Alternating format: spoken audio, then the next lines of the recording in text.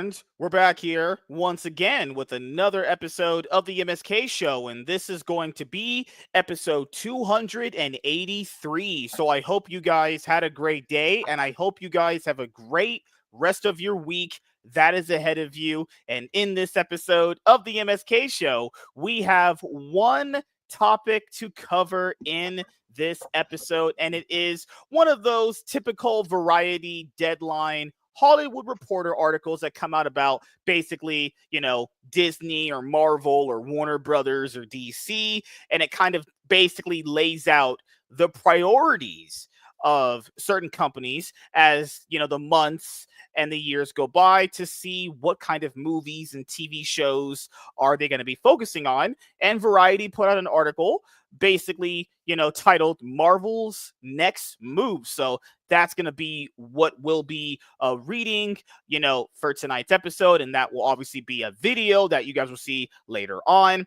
You guys would have seen Great Poupée. So his microphone, if you guys played the actual episode back that it was on, in the actual call, it was like doing this noise where it would like pop just a little bit. Like it was very faint, but you could hear it. And so on the call, we could hear that. And even Warren was like, hey, your microphone's messing up a little bit, because before we started the show on Monday, he was fine. He was literally completely fine when we started the show.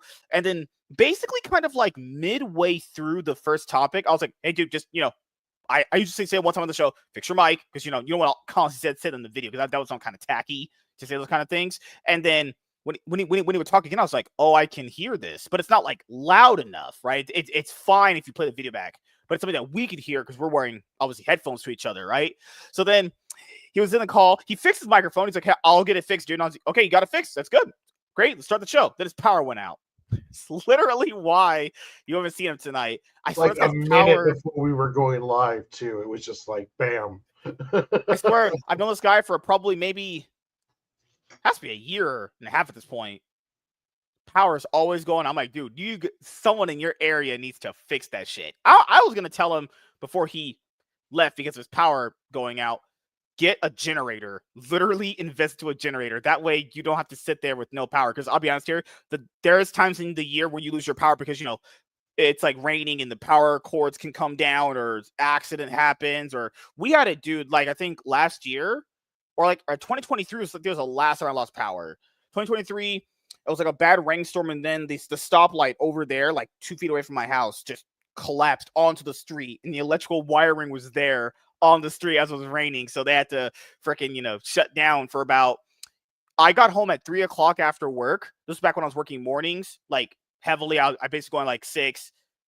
Yeah, leave my house at 6, start at 7, and be off like around like 3, get on like 3:30, 4 o'clock. Literally, that shit was out from 4 o'clock till 11 at night.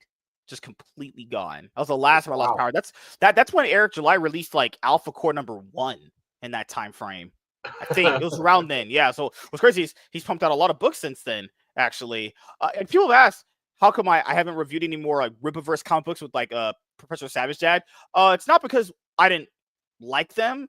It's just like I just got really busy, guys. Like, if you guys don't know, my life goes from basically I have priorities, and then I have priorities where I dedicate all that extra free time to something else, honestly. So basically, it's not saying that the books are bad. They actually got better with each book, in my opinion. It's just, there's other priorities right now, and I'm not forgot. I have like discount codes. I could easily get the books. I get the Ripazines for free, So there'll be a point where we'll go back to reviewing them, but it just depends on when I got time for that. Can't just dedicate my time to everything. I'm just not a robot like that. Oh, Gray's back. He's black. Oh. Hey, yeah, my power came back on. That was, I swear, it's not a night dentist situation. I was literally ready to go. All of a sudden, the power just went out. Luckily, it was only for like 5 minutes, but screw that. That sucks. Why don't you ever like get a generator? This Yeah. happened quite a bit. Like, no, like last year, you didn't come on the show. I think it was like 3 of them. Your power went out. The year, Yeah, had you been on the show totally. year before? Yeah, the year before when I first met you, I think it was 2023. Your power went out. You got to get a generator, man. Totally. But Yeah, I don't know no, if it, you're using it those. totally goes out all the time. No, generator would be cool, man. What can I say? I'm a cheapskate, and it's like, yeah, it's every few months. I'm probably okay. Every few months, your animals will go hungry without the electricity on. Yeah, true, but I don't know, man. None of them need warm food. They're not spoiled. They can deal with the dry food. I You don't buy know. them dry food, or the Yeah, other why not? kind. I Good mean, the lord. sugar gliders are their own thing, where they have a really special, weird diet. They're yeah, special creatures. But other than them, I think everything else is just So fine. wait a minute. But even that, they could live off fresh fruit, though. So you go to Walmart and you buy that big giant bag of dog food that everyone buys. Those things are massive. I No, can man. never carry those outside. No, These are dude. Amazon. humongous. They Okay, just thank God. they drop a little bag of and okay, the dogs are spoiled. They get kind of expensive shit, but it's nice. It's got little chunks of meat in it and stuff. Freeze dried. Warren's dog gets all types of love and stuff. Oh my Oh God. yeah, it gets that fresh pet stuff. You find it in like the fridge section of the pet area. Yeah, it's good stuff. He loves It's so it. weird because if you go into the pet section at any Walmart or Target, that shit smells like ass. It smells terrible. I don't know how pets eat that shit. That shit is unbelievably terrible. It Why are you smells bad. smelling the pet food? It was just I went into the dog section to get to somewhere, and then it smelled so bad. I was like, how does anyone stomach that being around them? That It's is probably someone busted ass right before you went through there. I do that all the time. Bust ass in the aisle, then run around to another one, let someone go through it, and then walk up. It looks Yeah, like they Yeah, did Walter has a point though.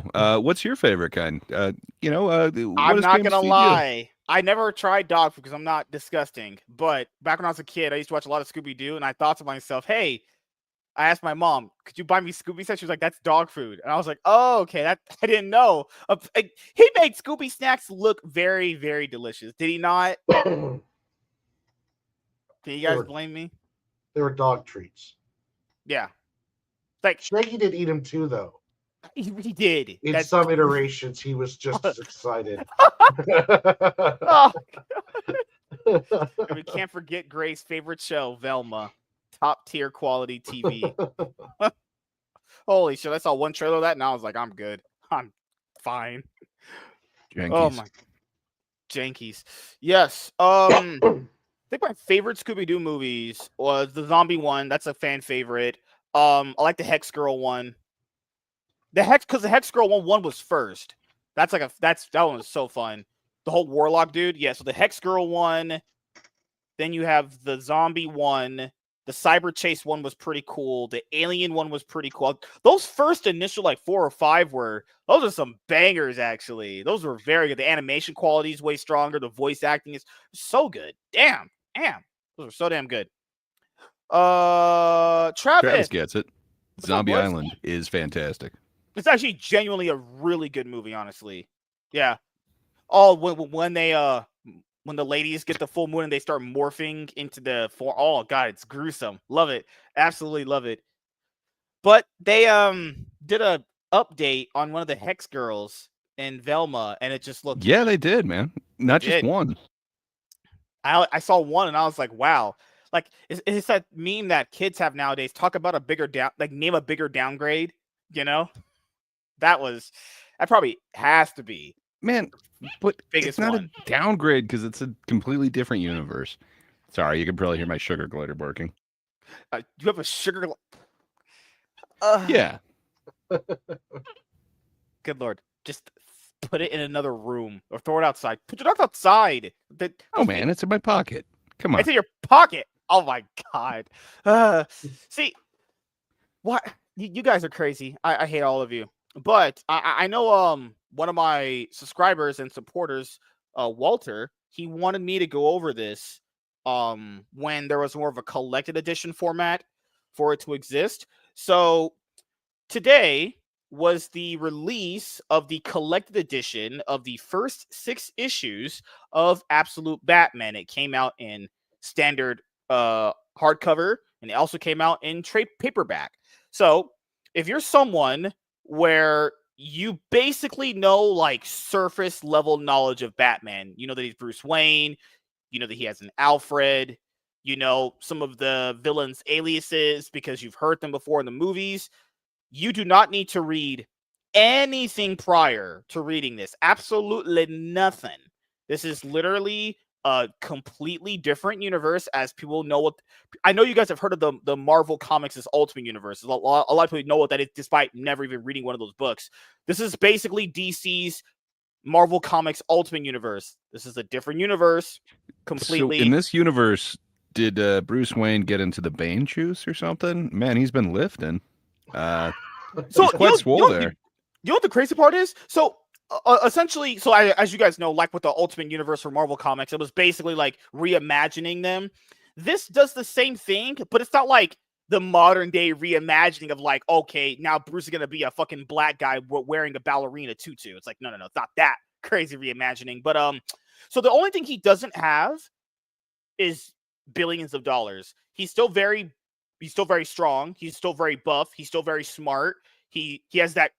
He's what's the best way to describe his personality in this book? Kind of like stoic, hard-headed, so he's basically Bruce Wayne except without the money. And it's weird because that means they just didn't like the fact that he was rich, which is really cringe. But he's a city contractor. He still builds stuff. He's still intelligent. There's literally, if that is Bruce Wayne except for not having billions of dollars, which whatever, it's fine. But this book covers the first six issues, the first arc. And as you guys know, I did read and review the first 6 issues.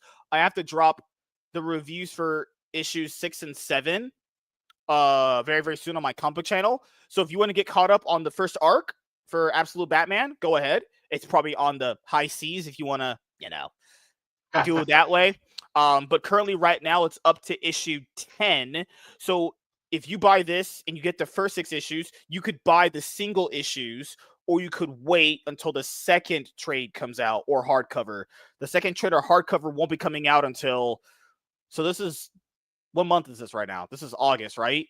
So next arc ain't going to be out for about, let's see, we're talking like next year, probably like around February, the next book is coming out. So if you want to kind of just get this and just only collect it in, collected edition for any of the Absolute titles for DC, go ahead. But I do heavily vouch for this one. This one is really, really, really good. Very fun, very wacky, very crazy. There's some, it's kind of like wacky?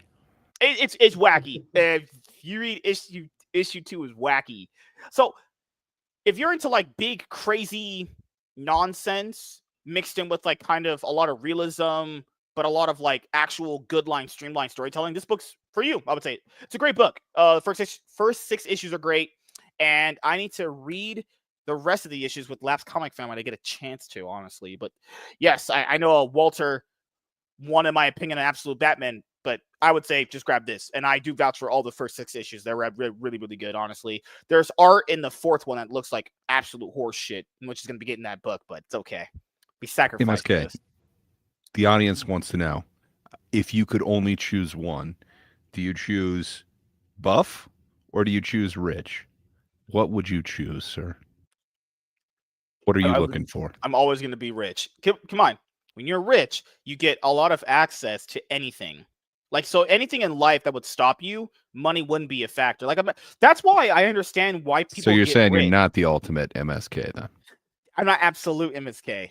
Not yet. I'm the main line. I'm the mainline version, actually.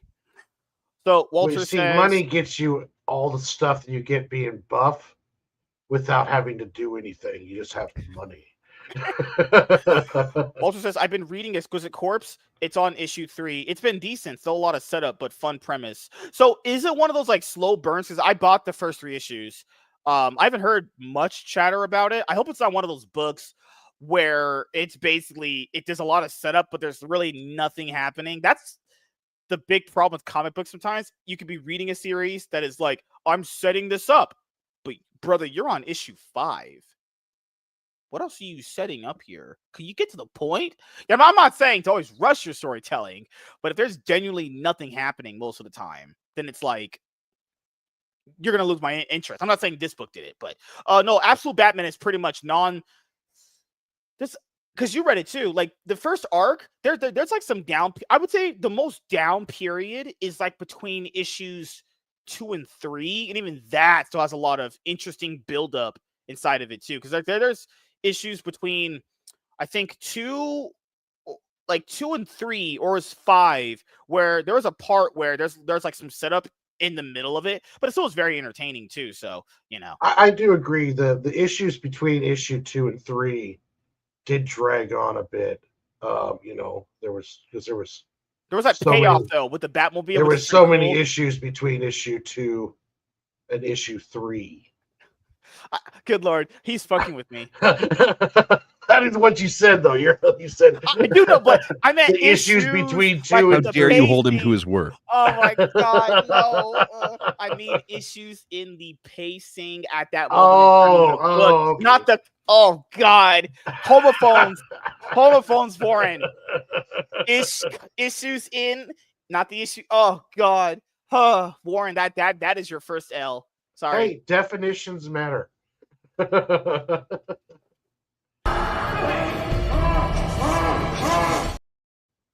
All right, good Lord. Courtesy of Saw 3D. SpongeBob! Oh, yeah! They're sickening. I hate gay people. Die! I have got to get my hits up.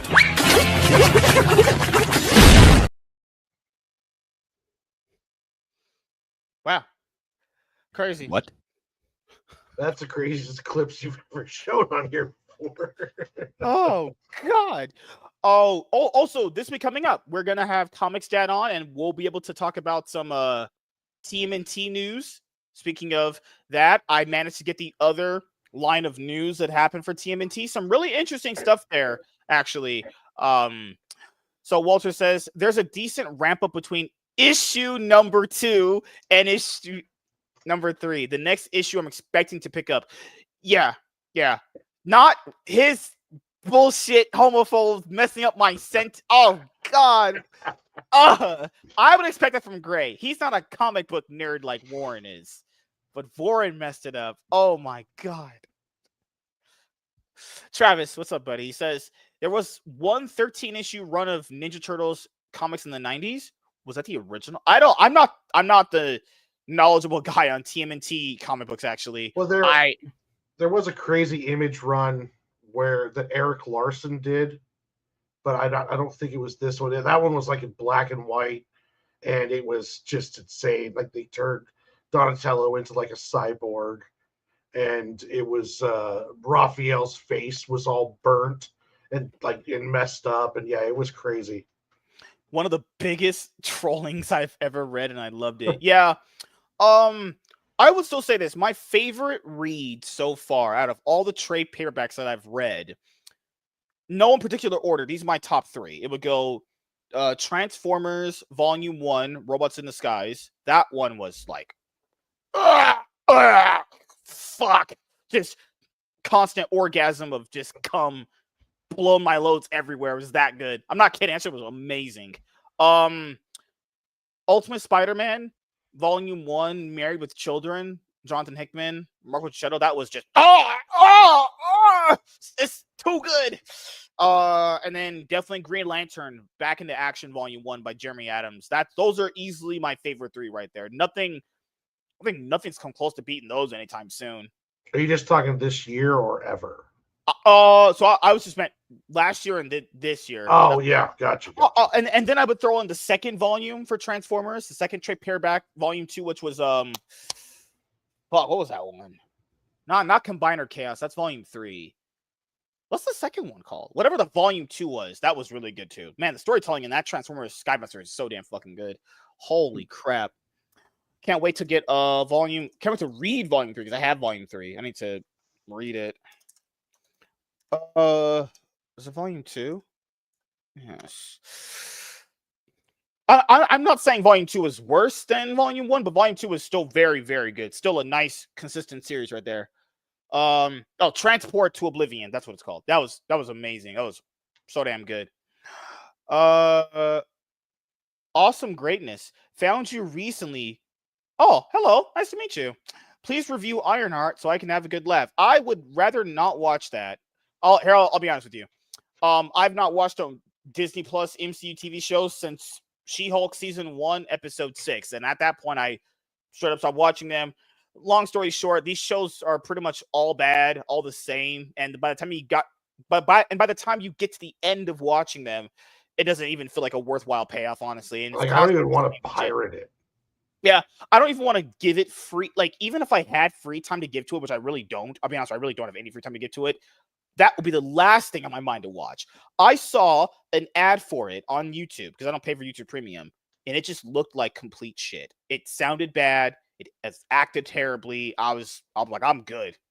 Fuck that. Out. I saw an ad. I was like, they were like stealing something.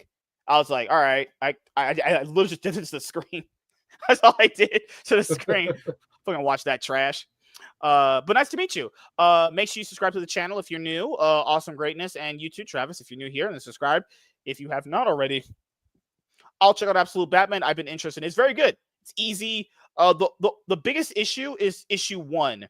That was the biggest issue of the book because that's 40 pages. But the rest are like 24, 28, honestly. It says this channel reminds me of Nerd Erotic. That's crazy. I met Gary before. I've met Gary 3 times. So I met him in 2023 twice. No, yeah. I met him 2024 twice.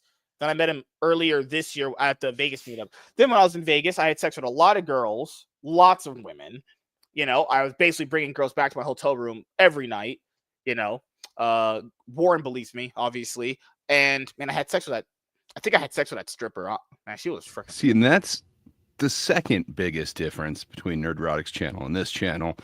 Nerd Erotic doesn't just absolutely bold-faced lie to his fans or the audience about his extracurricular activities, where that's all MSK does. But sorry, you were saying something about these girls, MSK? Yeah, I had lots of women have sex with me. Girls, not these newly manufactured ones that come out. Oh God. Without the talent or knowledge. See, he wouldn't say this to my face. He's in the call right now. He won't say it to my face, bastard. I literally just did. I said not only the talent and the knowledge, but also he doesn't lie to us. That was the also part. Yeah. Come on, man. I said it to your face. I thought you were joking. No jokes, sir. All right. Awesomeness. I'll tell you right now, friend. Give up on that. Jeez. MCU strikes again. Thank you to the first Wonder Woman. I don't think the first Wonder Woman movie was girl boss at all. I like the first Wonder Woman movie. I think it just kind of it's just the landing. It's crazy, yeah. And I think that's really due to the fact of who they picked to be Ares. Ares did not need to be some like porn mustache twirling dude. And that's not really it's not really the first thing that comes to mind when you think of Ares. I think Wonder Woman was good, barring issues. What kind of dude comes to mind for you, MSK? What dude were you picturing? Definitely not that. So for me, I think this is something I was thinking about today when I was at work. I was like, how a lot of superhero movies, even when we talk about Fantastic Four, even we had issues of minor issues, like some major issues with Superman too. Some of these superhero movies, the more you think about them, the third acts are like, what? It's like the first 2 acts, pretty damn good for a lot of them. Pretty good. You're like, damn, that is fucking great. But some of those third acts are just, what the fuck? And it's not even that fact that they're really bad. It's just more like, what happened to make it feel so kind of disjointed from the first 2 acts? You know? Like, usually with a part where some of them just break down. Like Shang-Chi, for example, was kind of gritty street level kung fu film. Yeah. And then you get to the ending and it's this gigantic CG war and they're surfing on dragons. You know, so it's like sometimes with these films, like with Wonder Woman, you know, you can have that guy play Ares when he's the politician, but when he turns into real, like to God Ares, just throw in some muscle dude with his voice. Like it doesn't look right, and it just becomes kind of some weird CG monster that they have to go to, and it's kind of like I just watched Winter Soldier today, and they That were holds able up to have so a damn big, well. huge third act without just going to like CG monsters. It was like an emotional fight between Winter Soldier and Captain America. You've got Falcon flying around trying to plant the stuff on the other ship. You've got everyone doing their part, and they didn't have to just break down into some kind of big CG monster fight that no one really cares about. I mean, it might be fun to watch, but afterwards, it's like I don't really care to see that again. Yeah, it feels like sex. Like you have it, and you're like, eh. MSK, you don't really know what that feels like, though. But Warren, this is like the first time that I got to disagree with you, man. The ending of Shang-Chi was so grounded. Come on, Aquafina had never actually touched a bow before, and then she picked it up, and then magically she's able to make like the most perfect shot ever. I think while moving, while the target's moving. I'll do you one better in that movie, because this is why I think a lot of the MCU movies falter even harder than the ones previously, because even the movies in phases 1 through 3, some of the third acts in those are pretty weird and a little disjointed. But if you cannot convince, first of all, apparently that's the Mandarin, which is like a big fuck you to Iron Man, and why can't he have his main villain in his movies? But different for another day, right? Where they're trying to get where how would I say this? They say that this really smart mafia guy that's been in power for years and years and years gave it all up for this girl to settle down. Okay. He knows she's dead, and then started hearing voices that she was alive, but he knows she's dead. He literally saw her body dead. How in the world am I, the viewer, supposed to be convinced that this very smart Japanese the Dawn mafia guy can be convinced of that? Like, I can't believe that stuff. That's why when movies give me that line of logic, I can take a lot of bullshit. I can. But when I'm just like, fuck, dude, you know she's dead. How in the world did you let some magical creature convince you she's alive? Okay. Like maybe did it show power of magic, dude? How? Okay, so in this world, magic exists. How come a woman couldn't magically exist on the other side of this wall? She's trapped in the underworld because she's no dead. She's she's dead. It's magic, dude. She's calling to him from essentially the afterlife, and if he opens up that gateway, he's going to get her back, or that's what he believes. But there's no way he should believe that based off what he saw, dude. He's also part crazy. There's okay, so Son of Sam thought that like the dog next door was talking to him and telling him what to do. People can get kind of crazy, and then if you can actually have a voice beamed into your head, perhaps you're really going to believe it. You know what would make that more realistic is if he was having these, like, he was hearing this alien talk to him, or this whatever that was in there, show literal images of his wife talking to him, so it would look a lot more surreal. If you want to do that plot, that's fine. But you need to show me that he is convinced by it. So you would show images of his wife in front of him saying, "Hey, honey, you can free me if you do this," because it's just not believable unless you visually show me that. I can't believe a guy that smart would fall for a trick like that. You know, like that I can't believe that. But if other people can, hey, more power to you. Like, that's where the writing just gets so bad. Like, they make the male characters look so unbelievably stupid. And he was a very smart man. He killed millions of people. This guy was a mafia leader. The guy was not an idiot, you know? Like, but he got cucked down by women. And that's the problem that Gray has. Gray, you gotta let the men be men. Women are a distraction, right? What can I say? My wife sometimes distracts me, but I'm cool with it. It's a trade-off. The father in Shang-Chi being upset about his toddler son not being able to defend his mom against arm. Yeah, that's...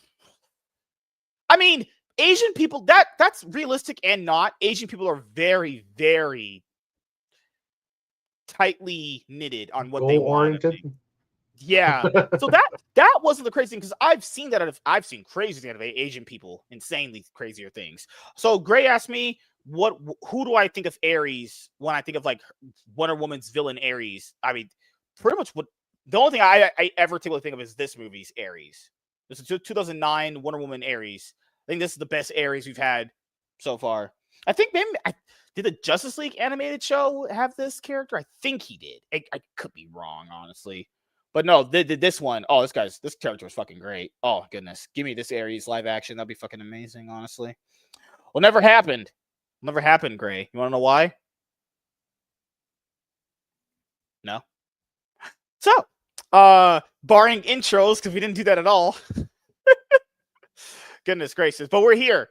Warren's here. He does a comic book, and Gray's a can of mustard, and he just talks to us.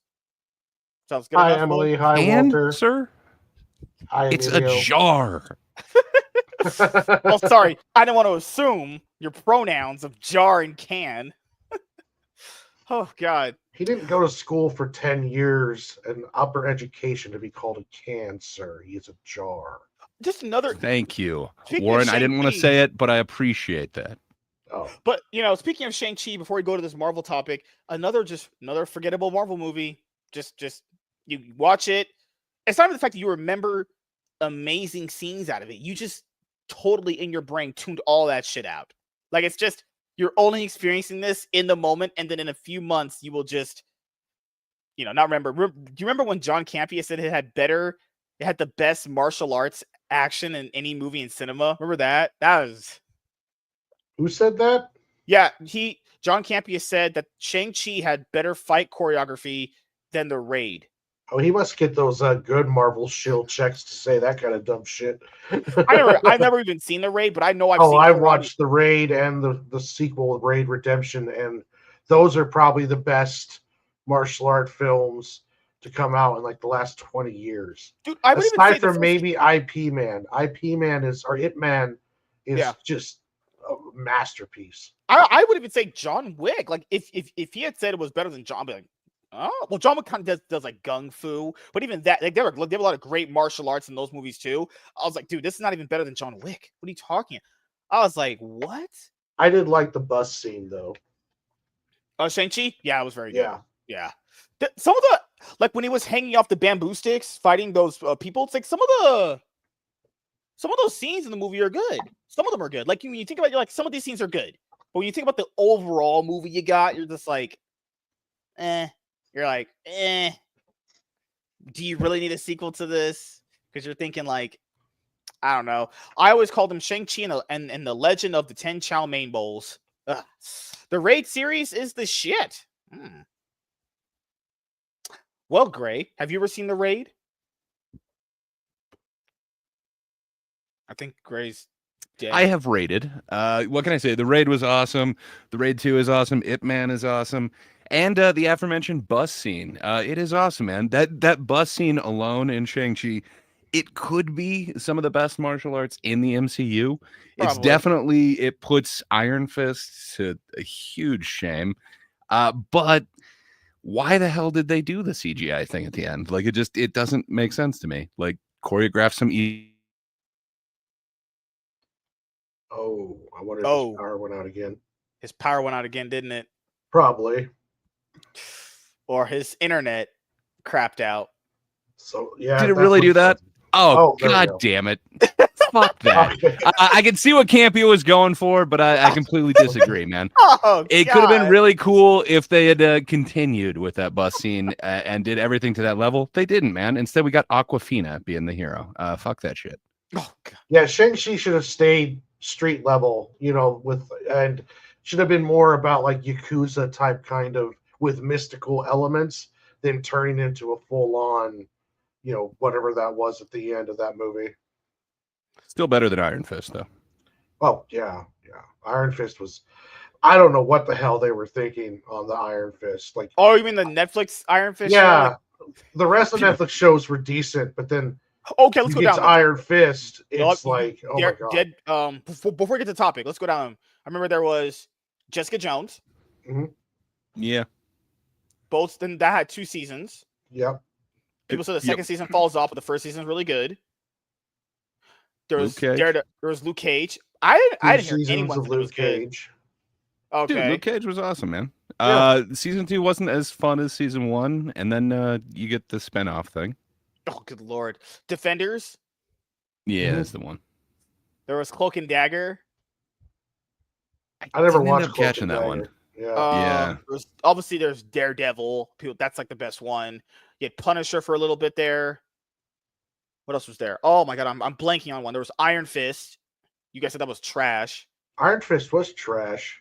Like I didn't he even. was the I'm I worst didn't even like martial fan. Agents of artist. Shield. I didn't even like that. He was the worst martial artist in the whole Netflix universe, and he's supposed to be like one of the best. But the guy playing that role was just terrible, and they wrote him terrible, and he was terrible. And I don't. It didn't look like he practiced at Tell us all how you for really the fight feel. scene. He didn't. He was I think terrible. they said that- and his role's terrible. I can't remember exactly how he put it, but it was like he had less than 2 weeks to prepare, so they had no choreography. He'd never done like any sort of martial arts. Well, So it definitely shows. it shows. Yeah. Yeah, it sucks. But he did say that he knows he could do better now, which at least he can acknowledge that. But I don't really want to give him another chance. But that's just me. Now, the only thing that was redeemable about that show was his girlfriend in it probably had one of the best asses in the MCU. So that was worth just watching the show alone. Mhm. But aside from that, though, yeah, the rest of the show was garbage. Oh my god, man! It's crazy because I remember when Agents of Shield first came on ABC. Because back when I was way younger, we had cable television. You thought it was going to be canon to the MCU, like it was going to be some spin-off show that you could watch in your free time before movies would come out. I watched the first like 3-4 episodes, and I was like, I'm out. This is terrible. People did say it got better. I was out. Like those first episodes of that show are rough, like trash rough, honestly. And that main character they had for a little bit, that lady, I was like, I'm good. We could not watch this anymore. I probably should go back and finish it up, but you know, sex with women is deeply underrated. No? What? What other show? Where was there? I'm also forgetting How what would you know? Netflix Marvel shows. Oh, there was Punisher season 1 and 2. There's Punisher. Do you guys With like John those? Bernthal.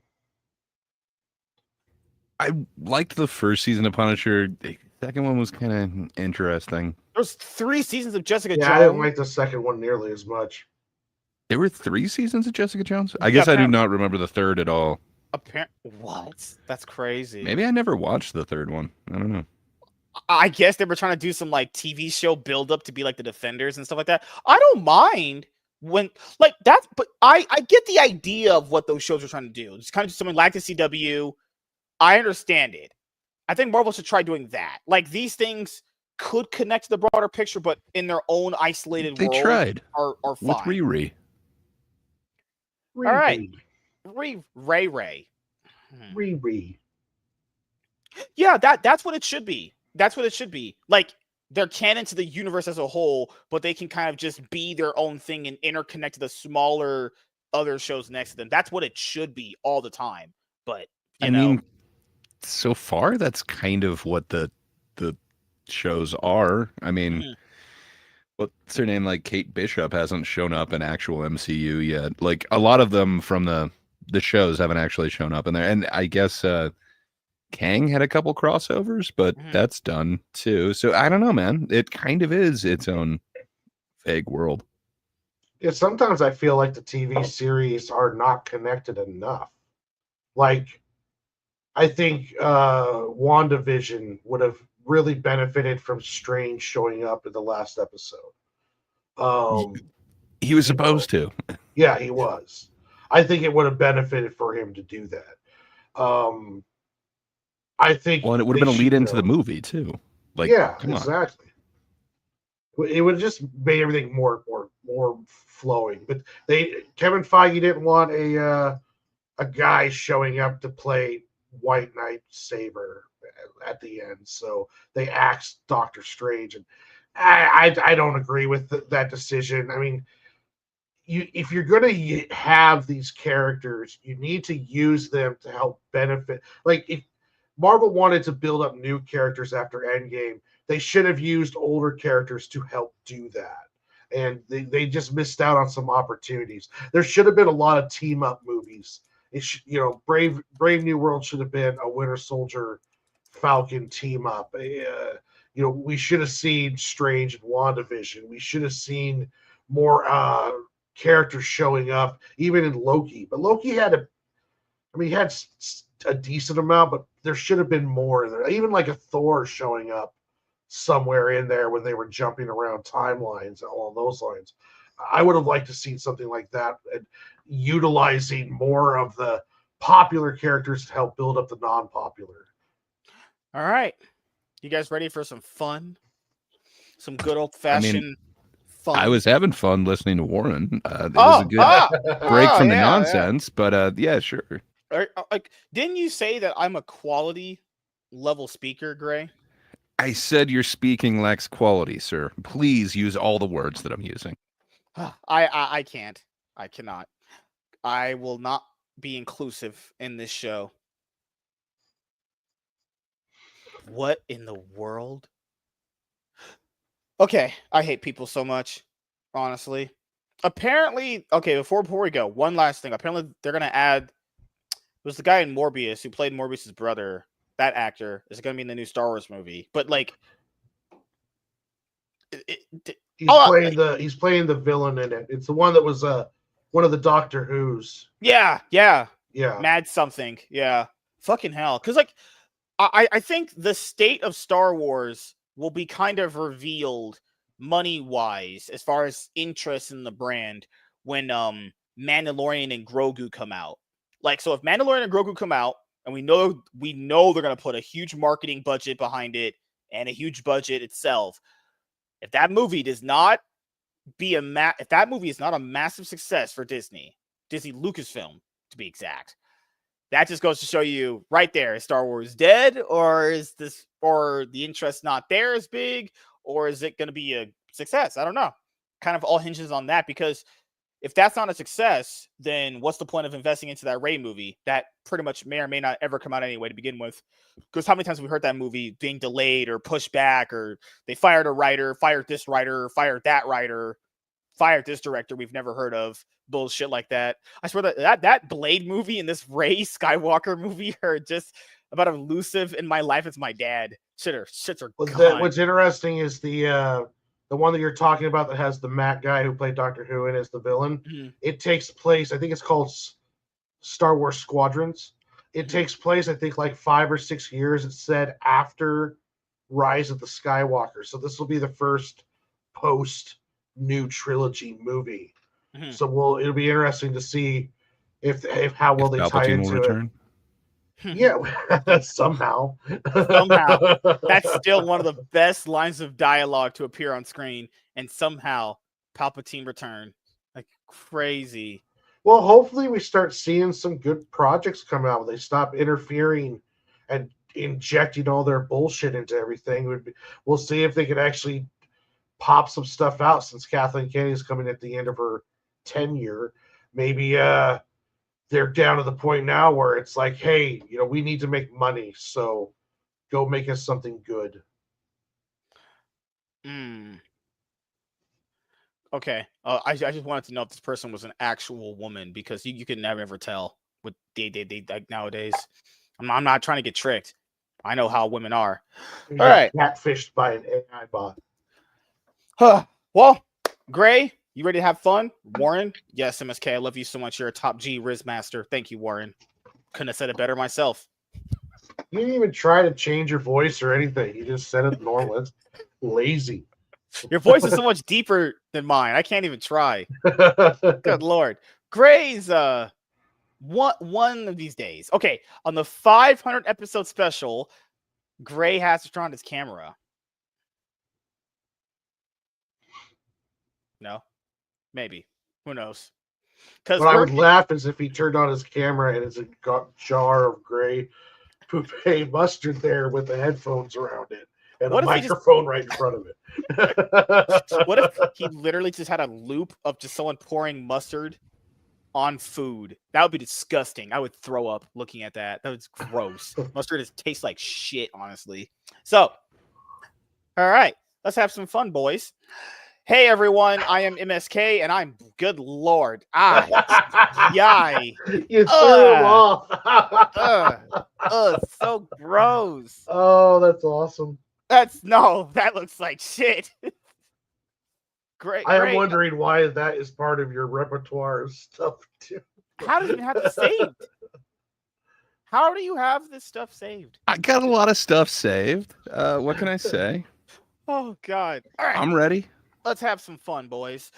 Hey everyone, I am MSK, aka Master Swag King, coming at you guys today with another video. And if you guys are returning viewers or new viewers, then please consider subscribing to the channel if you have not already. Leave a like on this video if you enjoyed it and comment down below. Also, make sure you guys hit the notification bell. That way you guys can get notified on whenever I upload a brand new video or go live. And in today's video, we are going to be talking about Marvel's next moves. So usually these kind of big articles come out from the bigger trades that publish a lot of the superhero bait, whoa, hold on. You know what I did? What? I got distracted by Gray again. Sorry, man. Should I turn off my camera? No. I got distracted by this mustard pouring into a layer of mustard. God. Yeah, we can all turn off our camera there, but that just let you go then. No.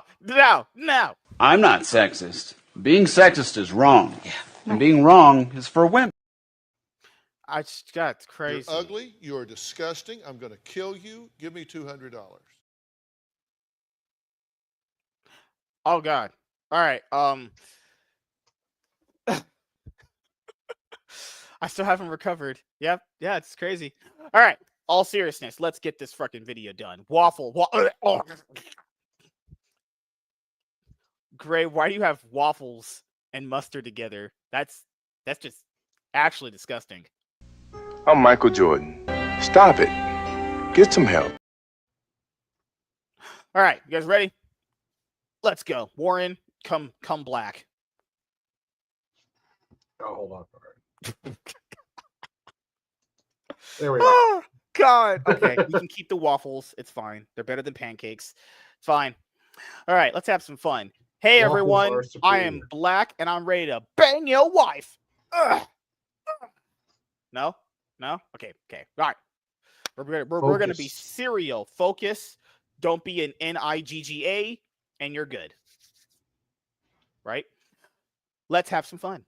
Hey everyone, I am MSK, aka Master Swag King, coming at you guys today with another video. And if you guys are returning viewers or new viewers, then please consider subscribing to the channel if you have not already. Leave a like on this video if you enjoyed it and comment down below. Also, make sure you guys hit the notification bell. That way you guys can get notified on whenever I upload a brand new video or go live. And in today's video, we are going to be talking about Marvel's next moves. So typically, usually these kind of articles come out from the Hollywood Reporter, Variety, Deadline, Screen Rant, CBR, IndieWire, basically online news media outlets that, talk about various things in the, world of, Marvel, DC, Star Trek, Transformers, Sonic, and all that stuff, right? And usually at some point when you have a lot of what a franchise has done, especially as far as like movies and television,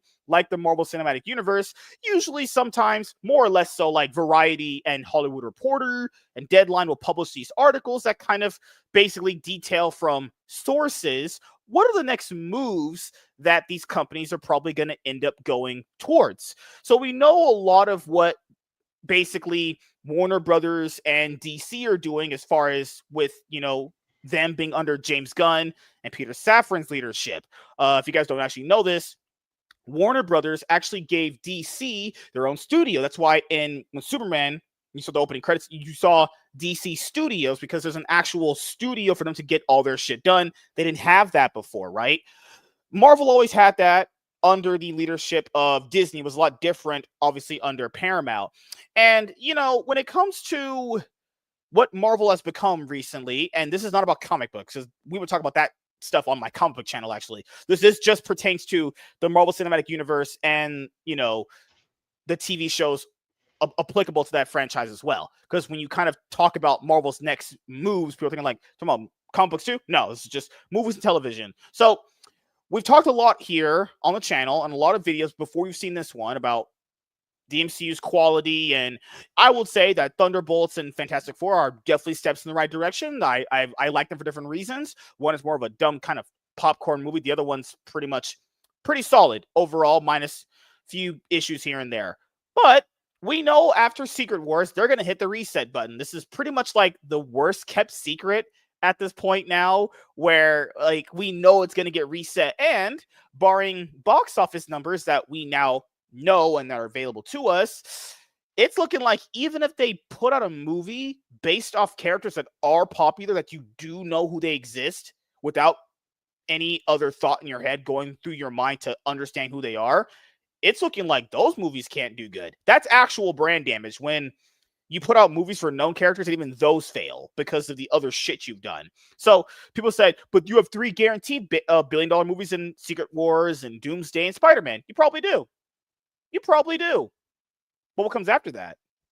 Keep in mind, when Marvel has teamed up with Sony as far as to share Spider-Man for the MCU, because they're basically kind of like sharing him to some extent, right?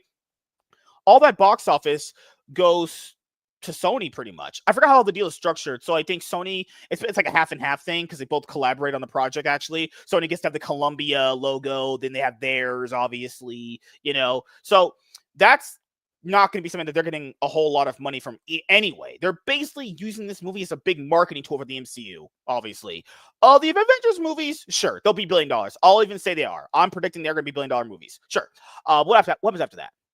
You got you got to remember X-Men. too, Avengers Doomsday has already cost them $1 billion, so it needs to be a $2 billion movie, possibly 3. So, well, 2 billion most likely. So, you have to not only have this thing perform, it has to perform at Avatar levels, which, I mean, don't get me wrong. We're bringing RDJ back. There's a lot of positives about what they're doing with the casting. And there is positive wave moving in, not only caused by DC's success, but also caused by, Thunderbolts wasn't bad. I watched it. Fantastic Four has been getting really good review-wise, even though box office-wise, that has to do with, like you said, brand damage, though. But yeah, it's going to have to. They have a tall order. It's a big wall to climb right now.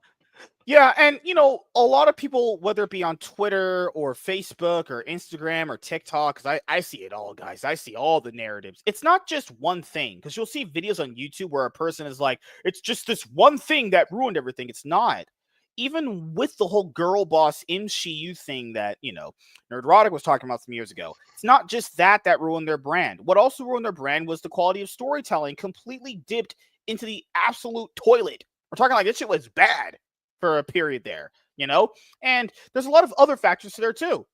Maybe people at some point just got tired of it. That's also a hard pill to swallow for a lot of people when it comes to like popularity of the things you like. What if it's just not going to be as popular anymore? But Deadpool Wolverine did $1 billion. Yeah. You're going to have exceptions to the rule every once in a while. Yeah, you're going to have a movie that does very well. You are, but that's not going to be the case for every movie now. So all we know right now at this point is Secret Wars is going to reboot the franchise to some extent, maybe soft reboot. It's going to do like basically what Crisis on Infinite Earths did for DC. If you guys don't know what that story was, basically, long story short, at the end of it, they merged all the universe, got kind of eradicated by the fucking hell. Is it the Eradicator or whatever? But they were able to converge it all into one Earth. So it's not like separate, different Earths constantly out there, right? It's just going to be one Earth. So you could bring in the X-Men for that, because remember in Fantastic Four, also that'd be a spoiler, fuck. But if you guys saw Fantastic Four, you guys would kind of know how they could bring in the X-Men. It's very easy at that point. If you're going to do that concept, that works very well. But I don't trust Marvel. Let's start with X-Men, for being honest here. If you guys seen what they'd be doing in X-Men comic books, you want to trust them with movies? I'll be honest with you, they might cast some absolute craziness. I mean, they literally casted Julia Garner to play a female Silver Surfer. Useless fucking character in that movie. Absolutely just worthless. Should have just been Norman Rad. That should have been his chance to shine, but not. There's been those rumors of them casting, I think it was Denzel Washington to be Magneto or Professor X. It's like, please don't do that. Actually, just don't do that if you just want to save your brand at all. Actually, if they cast him as that, the brand might just be like, wow, you guys have been so stupid. Like, what is wrong with you? But hopefully they can hire Mr. Bo DeMeo to do it. Oh no, they can't because they fired that guy because he just constantly just is revealing stuff about them. And he did reveal that they don't care about comic books. Man, but to be fair, Bo, to be fair, let's be honest here. We already knew that based off of their, previous bullshit they've done. Remember when WandaVision was coming on? I know you guys like that show. I don't, but remember the interview was asked, "Are you going to introduce Mephisto?" He was like, "Who's Mephisto?" It's like, wow, that's fucking insane. Okay, all right. So here we go. Marvel's next moves: Black Panther 3 and a young X-Men cast to keep the cost down. Blade and Deadpool 4 are lower priorities. So before we even get into what this article is going to have for us to go over, the budgets on these big blockbuster tentpoles definitely have to go down. Like, there was no reason why Shang-Chi needed to cost as much as it did. That movie could have been made for like $60 million. Especially given how the first two acts played out. Dragons fighting in it. That costs a lot of money. Yeah, especially CGI dragons. You're not even practically built on set, right? And then I know they used a lot of money for Harrison Ford to be in Brave New World. He just got the bag, obviously. So they need to get underknown actors to keep the cost down, because you can basically not pay new actors a lot of money like you could seasonal, like a very seasoned actor or a actor with a high profile. Because let's say like me, right? You're hiring me. I got a nice resume. I'm charging a lot because you're paying for the MSK brand here. But like someone like Gray or Warren, they're not as big as me, right? So you can kind of charge them some fuck all dollars, not as much as me, but that's how it usually goes. Because like Robert Pattinson, he didn't make that much money from being the Batman because I think also what goes into incentives now is being a box office draw. And I don't think any actors really have box office draw like they used to. Like, I mean, The Rock and Tom Cruise probably have it. Maybe Denzel Washington, maybe at this point. So I think even having high profile actors doesn't give you that boost that it used to. Yeah, like back in the day, that'd be the fucking biggest draw right there. Have Brad Pitt or George Clooney or Mel Gibson and something, Chris Tucker in it, and instant people would go see it. Will Smith into it? Oh, hell yeah, you go see it. Now you're like, oh, wow, early, huh? Doesn't matter. So let's go. Could have been worse. Could have been better. That's the collective takeaway on Marvel Studios' The Fantastic Four First Steps, which pulled in $218 million globally following its July 25th bow. But as with Superman, 2 weeks prior, the superhero movies overseas haul is $100 million.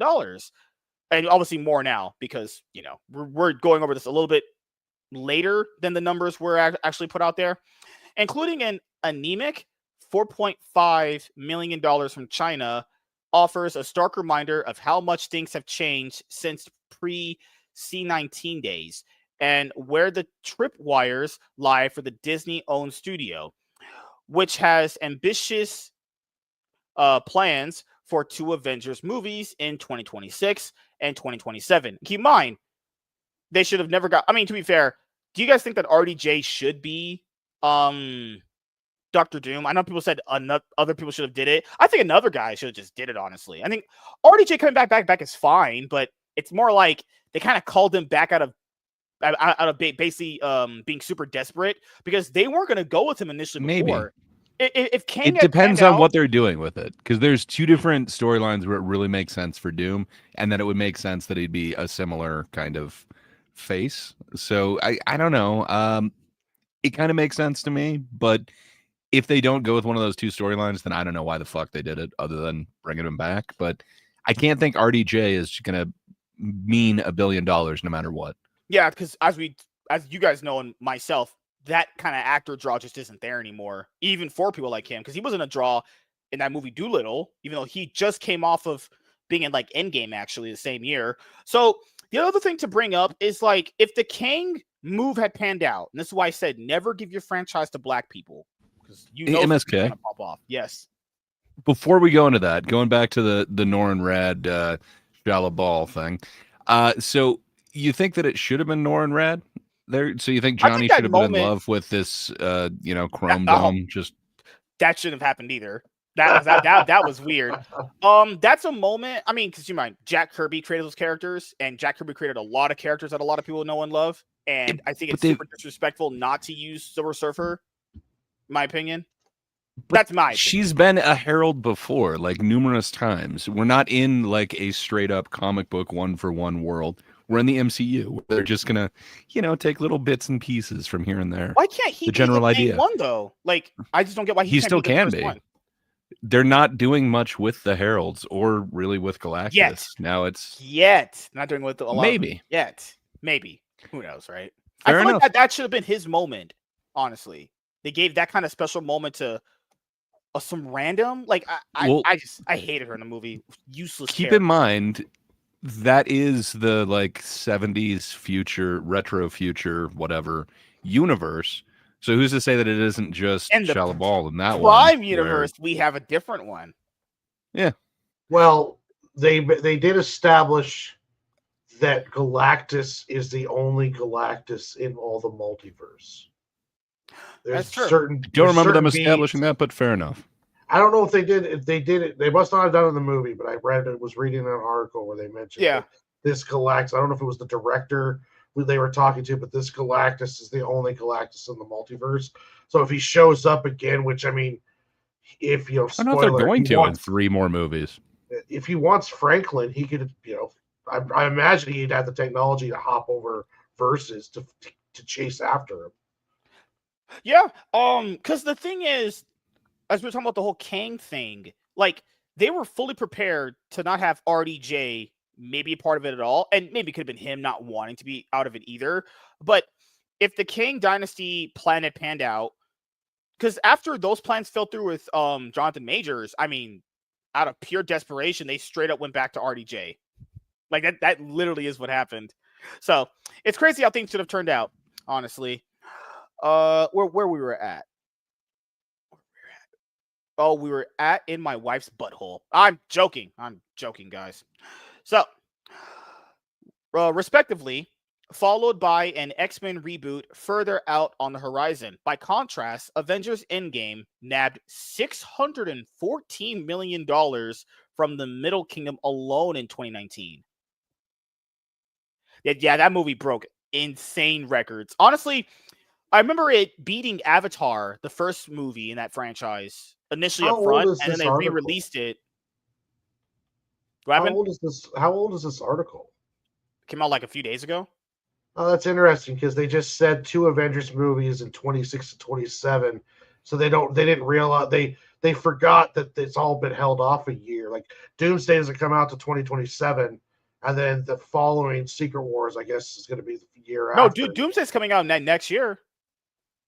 I thought they've held it back until no. Doomsday is just delayed later in the year. Oh, all right. Yeah, Doomsday I thought it was delayed December later 2027. No. Doomsday got delayed into December of next year, and Secret Wars got delayed later into that year. Oh, all right. Don't worry, Warren. That's why I'm here to help you and give you a giant hug later on. So let's see where we're at. There's a reset of what a hit is, and I don't see them consistently hitting $1 billion as before without China. With Disney Plus exposure post-COVID without megastars, says one top agent who represents several clients in the Marvel universe. China used Marvel, Disney, and the U.S. film industry to seed their own. But yeah, I think given how the movie landscape has changed, there needs to be a different look on what a movie hit actually is. But it should be. A movie as a hit should obviously be where it makes its money back, budget and marketing, and it's a profit for the studio. That should be what a hit is. Now, I want to point this out too. A movie doesn't have to make $1 billion to be profitable. I never said that, ever. But a movie making $1 billion is actually a rarity and mostly an anomaly. There's only been 55 movies that have ever made $1 billion anyway. Honestly, like people keep saying, like, oh, but it will make $1 billion. Movies don't have to make $1 billion to be successful. That's not how that works. But I guess when Marvel's did it as much as they're just collecting billion-dollar trophies, I guess it does look kind of cool to have like 10 of them. But I won a lot of championships in my day, being a hot, nice, good-looking Riz Master. Adds one insider of the Lost China windfall. We are never going to have those days again. You guys think that's true? We're never going to have the days of the MCU of old, honestly. What's going on with China? They're just not watching as much movies as before, or they just don't accept them. They just don't. Oh, gotcha. Yeah, so that's why that's why studios announce like, hey, our movie got accepted into China, because but is there like that big of a boost to having your movie in China? I think for some movies it is. China's market's bigger than America's. So yeah. That's the reason why Star Wars was doing all that stuff to make the Chinese happy during the new trilogy and the TV series. That's the reason why Finn got shrunk on the posters, because China at one point was the biggest market in the world. Yeah. And I don't know how much of a percentage China's box office would take from a movie that comes from us. Probably a lot. It has to be I heard it's a lot, but yeah. So it's like, even if you put your movie in China, it's like, damn, you're taking that big of a cut. Holy shit.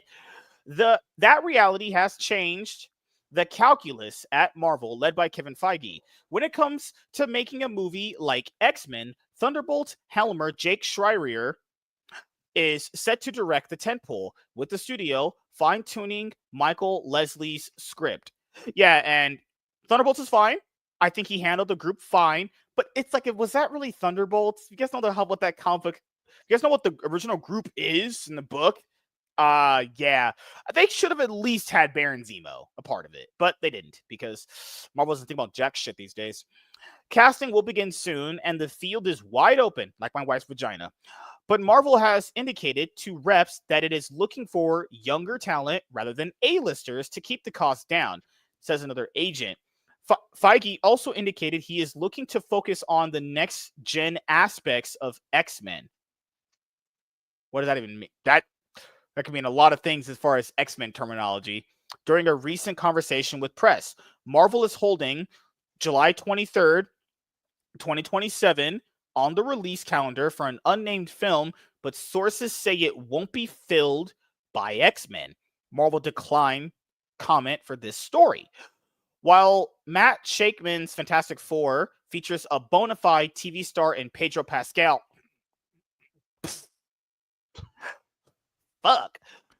who has made his mark, sure, with Vanessa Kirby, she's over here groping that guy's dick. I have anxiety. Can you please jerk me off? Oh, fuck off, you fucking loser.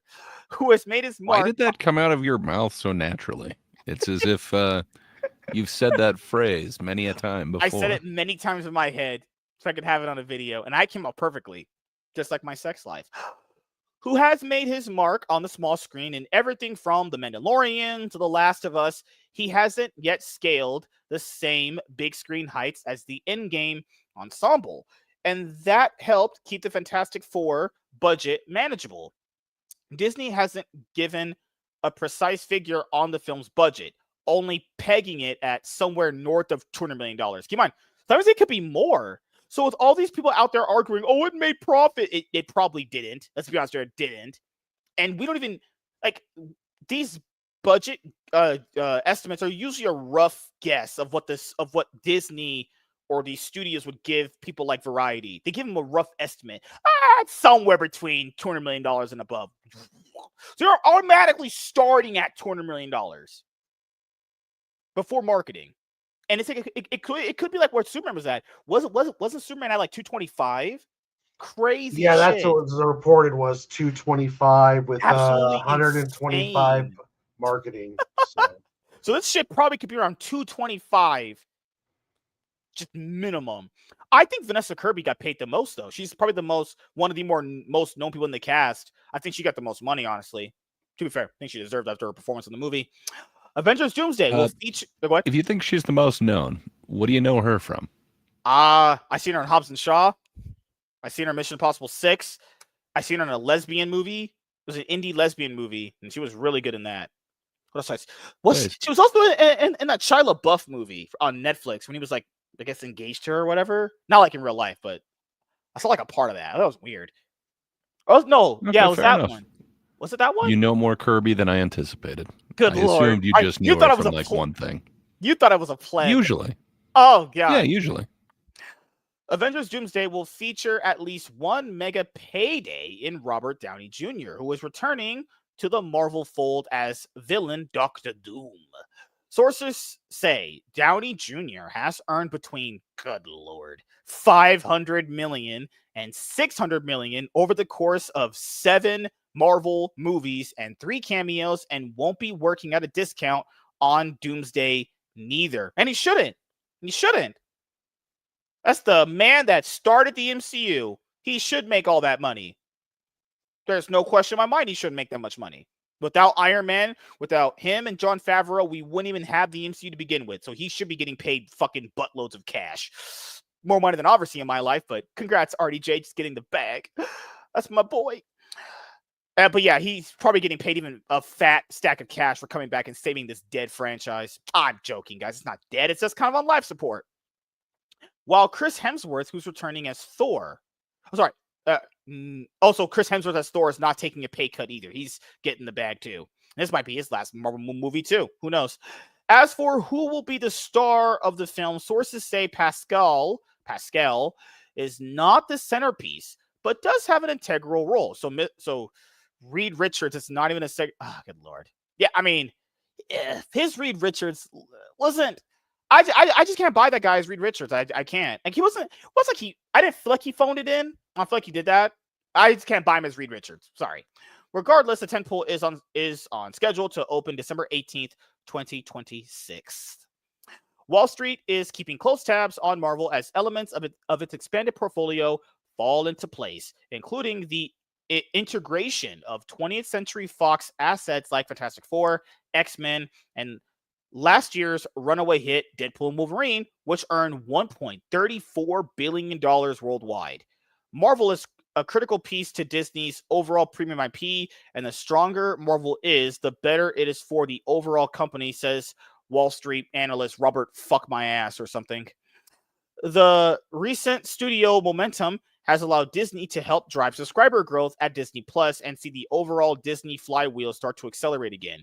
I press X to down on that one because it was revealed earlier today they're not going to even report subscriber numbers anymore, like Netflix. Netflix hasn't reported subscriber numbers in a long time, whether they're going up or down. So if Disney Plus is doing this good, why are they going to stop reporting the numbers? There won't be much to analyze for the next year. The next Marvel movie to hit theaters is Spider-Man Brand New Day on July 31st, followed by Doomsday in December and Avengers Secret Wars in December 2027. Amid an industry-wide pullback on superheroes, the Marvel Brain Trust is feeling no sense of urgency on the long gestating Blade reboot or even a new Deadpool outing, sources say. So they're basically putting up that Blade and Deadpool are on the lower priority list. I mean, I don't think the Blade movie's ever coming out, in my opinion. I think we're just getting jerked around with this movie constantly. Ice skating uphill. I hear what you're saying. They should make another Deadpool movie. Deadpool actually should be a priority if it's raking you in that much money. That should be a priority. But, Ryan Reynolds has a lot to deal with his current situation with his wife and Justin Baldoni. So pretty sure he's all tied up there right now. Yeah, I don't know how much room there is in the next 2.5 years before the reboot. Yeah. So, I don't know, man. However, there's no reason to rush it. Yeah. To be fair. Yeah, I'm sure they're going to keep certain people just like Gunn did for his reboot or whatever. However, ideas are percolating on a Ryan Coogler-helmed Black Panther 3, creating excitement internally. Did you guys even like Black Panther 2? I didn't even watch 2 because they didn't recast T'Challa. Now I was like, I'm not watching that. I'm good.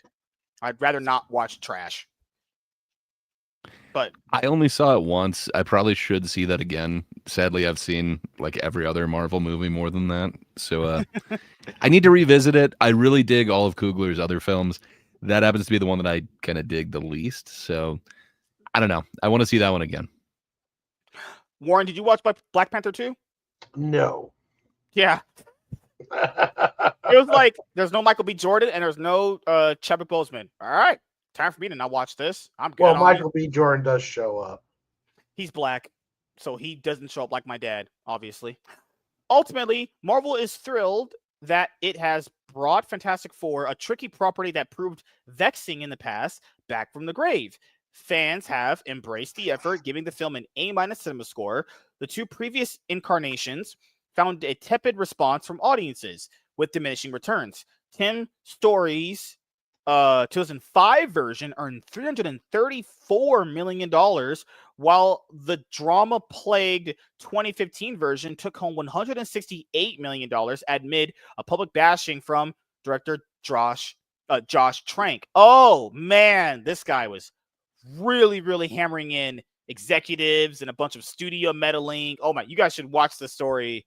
There's probably documented. It's probably find it on YouTube what this guy had to go through when filming this piece of shit, who complained of studio interference from Fox. Gray, do you remember Josh Trank and the Fant 4-stick cut? Restore the Fant 4-stick verse. Yeah, I remember kind of the controversy, but never on board with Fan 4-stick. It just was not my jam.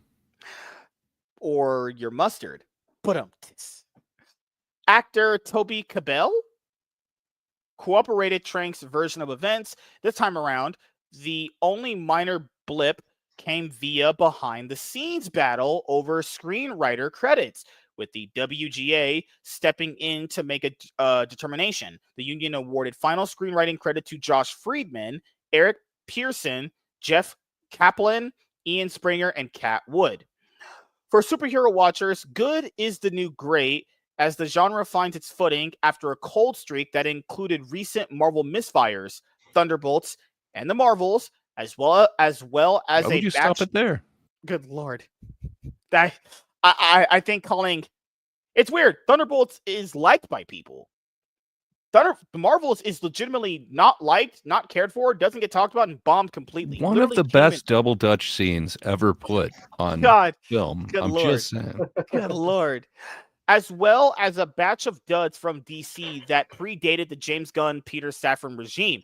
Yeah, DC sure wasn't helping with superhero fatigue, putting out dog shit like Birds of Prey, Wonder Woman 84, Black Adam, The Flash, Shazam 2. Did you guys like Blue Beetle? I didn't watch that, but I don't know if you guys saw that. Did you guys like that? No, I never watched it. It wasn't horrible. It's the kid who's kind of the lead in Cobra Kai, so it feels similar to that in a certain way, but I don't know, it wasn't horrible. It was just kind of one of those meh. It seems on par with 2 of the 3 from this year from Marvel. That's crazy. So says analyst Sean Ribbons, director of movie analytics at Fandango and founder of Box Office Theory.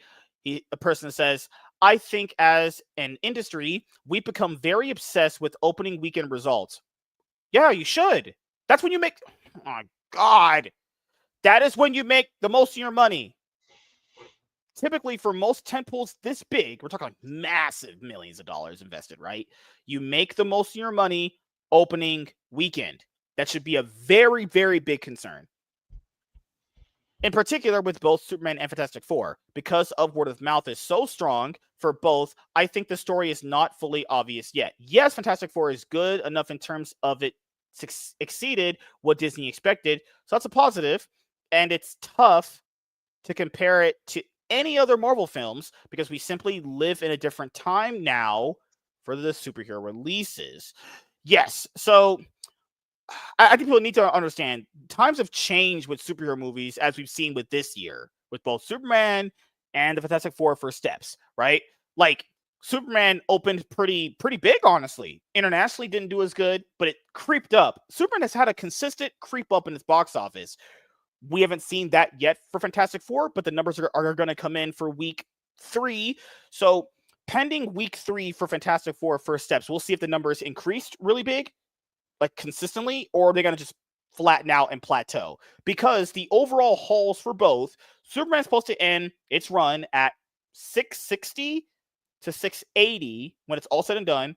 Fantastic Four is supposed to be ending at 520 to 530. I'm not calling either of those a success. Those are debatably at break even because budgets could be even more bigger than what they've reported to us. If the budgets are even bigger than what they're reported, who the fuck knows if these are successes? They're probably massive. I mean, I would say for DC, you need this to be a giant marketing campaign for Superman to get people to invest back into DC again. But what do you think, Warren? You look alike. You just had sex with a lot of girls. God. Well, there's something about the positive momentum, and there's also when you're looking at it as like Disney. Disney looks at it for everywhere. So studio-wise, Fantastic Four made more than its budget in marketing, but it didn't get to that magical double spot that you want it to be in. But if it creates positive buzz, they're seeing people pick up T-shirts, toys.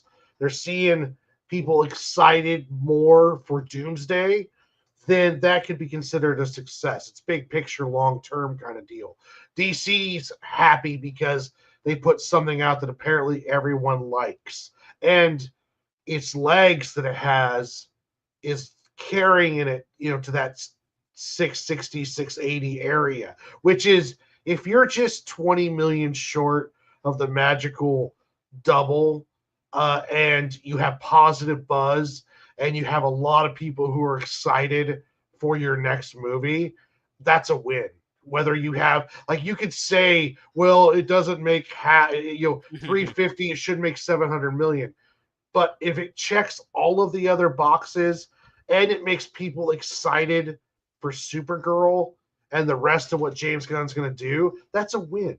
You don't have to only stay locked in and caged to just one idea. They could just look at it from. They could look at it from this point of view. I don't believe the movie's going to be a profitable success. I think at this point it'll just break even. You look at it like this. This is the best way you cope in your brain. This is the way you cope with it. You go, okay, this was a really strong start. Let's make Master another. Cope is speaking. So we make another Superman movie, and we could potentially see the numbers go up. That's the only way to cope with it, because there's no way these guys invested this amount of money just for it to break even. But the only way to it didn't just break even though. It's not just 700 million, so 699 million is not broke even. No, it's to be a success. It has to break even at 350 and then make another $350 million. Good Lord. Jeez. So, but then though, if Warner Brothers is like, well, no, I mean, we've got people buying Superman comics, Superman toys, merch. They're excited. They're going to see it at once, twice, 3 times. Yeah, Superman 2 is probably going to be even stronger. Could be much stronger. Yeah. Supergirl is going to be much stronger because of this. So yeah, but that's the only way they could cope with that, for your investment being that big. It's like, okay, I didn't get where I wanted to be, but we're starting to get there. And if that's all that matters, sure. But I don't trust these executives. I know they only want money. They're like, there's that white guy who's crying, he's smiling in the back. Yeah, we're just gonna play for the long haul. Well, it's all big picture stuff. Their stock goes up. Yeah, and if their stock goes up, they're making more money and more positive motion for their company. So here's something else with Marvel. Speaking of executives, there's the rumor from Cosmic Marvel. It said rumor, obviously. Rumor has it. No, sorry, I was singing a song there. Marvel Studio execs think that a sequel to the Fantastic Four First Steps will perform better once the family appears in the upcoming Avengers films. Yeah. It makes sense. I mean, okay. If you look at a lot of these intro ones, like Captain America 1 didn't make nearly as much. Iron Man 1 didn't make nearly as much as, these Avengers ones. The Avengers ones, but I don't know, man. They still stuff. Shit. Whoa. Great. You turn into a complete robot. Yeah, your robot really bad and breaking up. Yeah, I think it's because this weather kicked in. But it's okay. It's okay. We're fine. We're gonna get on our knees and hug Gray. That's what we're gonna do right now. Well, it's okay. Fantastic Four might not have made what it's that magic number, but if people are excited to see these characters again and they show up in Avengers and they loved them there, that's going to make them excited to see them in Fantastic Four 2, which would be, I guess, second steps. But yeah, it's that momentum's a big thing for these guys. Yeah, but For sure. Oh, sorry. Great. What did you want to say before you started acting like Oh, this? yeah, I might turn into a robot again because apparently my internet You're fine now. Go ahead. Just go. But yeah, I mean, it makes sense. Any of these single ones, they didn't make nearly as much as the team up ones. You already know who the team is, so I'm assuming these Avengers ones are going to make a ton. But maybe they have to just reevaluate how much each film should cost going forward. Is each one predicted to be $1 billion? I would assume you'd have to go smaller, kind of like DC's doing with like Clayface and a couple of their other ones. Right. Why not? Not everything has to be a home run. But the thing here is, if you're looking at it from their point of view, all they see is dollar signs. But they're also looking at it from a point of view of like, okay, this is an investment for the future, and your future is Pedro Pascal as Reed Richards. Jesus Christ. Well, going headfirst off a bridge was a thing I could do that too, but they'll make adjustments. Like they'll start Hopefully. capping where it's like, okay, we can't do $350 million budget movies for Ant-Man. So Ant-Man has a cap of like $150 million. Or we're going to start capping these films. You could start seeing more of a smaller budgeted, more individual character focused type kind of movies. This guy's putting out crazy. Wait till the Avengers movies underperform. I will say this. I don't think they are, just based off the name alone. But if they do underperform, you might as well just throw in the towel at that point. If these actually do, throw in the towel. Actually, just give up. You really damaged your brand that bad. If Avengers movies can't make you money, that fucking sucks. So people bring up these kind of things. There's no way those are going to be.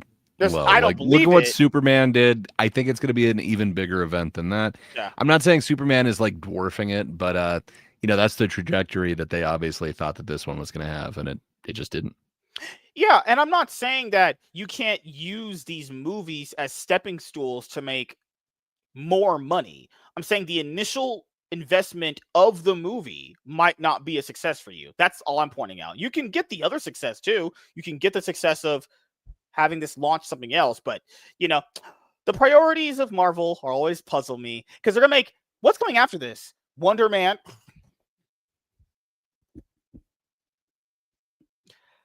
All right. Let's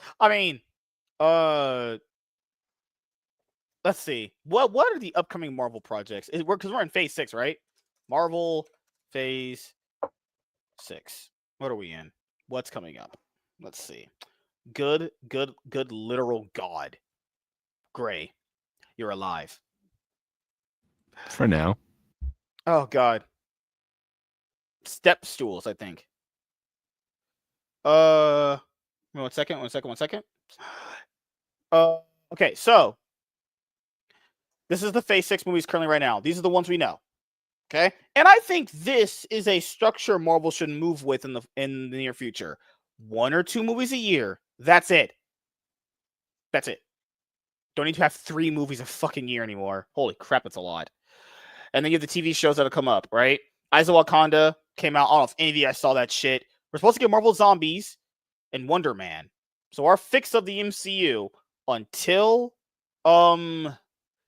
Doomsday is, but that's not connected to the MCU. This has to be it said it's set in the MCU. So who knows? They said it's going to be rated R too. Marvel Zombies, I am looking forward to. That's something that hopefully it's good. Wonder Man, who the fuck knows if that's going to be good? Did you guys like Daredevil Born Again Season 1? I never watched it. Me neither. I know Gray did, but he didn't say that many good things about it, honestly. I know Walter watched it too. He didn't say that much good things about it either. Vision Quest, who the fuck wants some of this shit? Oh my lord. So, yeah, we're gonna go round and get everyone's final thoughts on this. All right, Gray, what are you thinking? Marvel's next big moves, hiring me, putting me as a chief officer, putting me in the Kevin Feige role, let me lead everything. Make Marvel great again. GA. Put it on the shirt. I think Print Gray it. might have froze up again because of his internet. Looks like it. So we'll just start with you then. What are you thinking, man? I think they need the reset. Sorry, were you talking to me? Oh. It just cut out, and then I came back in. Good Lord, Gray. Gray just Perfect raging. timing. What can I say? I'll watch the next movie. I'm not super excited. I'm hoping that they got everything kind of reined in and they have a new direction for it. But what can I say? Oh, yep. Warren was right. So we'll make sure to mute his mic really quickly. Good Lord. Technical difficulties, guys. Don't worry. In the actual edited video, all this stuff will be edited out. Don't worry. Or will I keep it in? Who knows? Who knows? So what can I say? I'm super not excited for it. I just I hope it's good at this point. oh God. We're in Doctor Strange ourselves. We're in the Doctor Strange universe. Holy shit. But yes, Lunchbox Warren, what are your final thoughts on this? I'm glad for the reset. I'm glad that Doomsday is coming out next year in December. That's actually better than what I thought. Secret Wars coming out a year later. That really compacts it in. So this is going to be a very quick, hard event reset.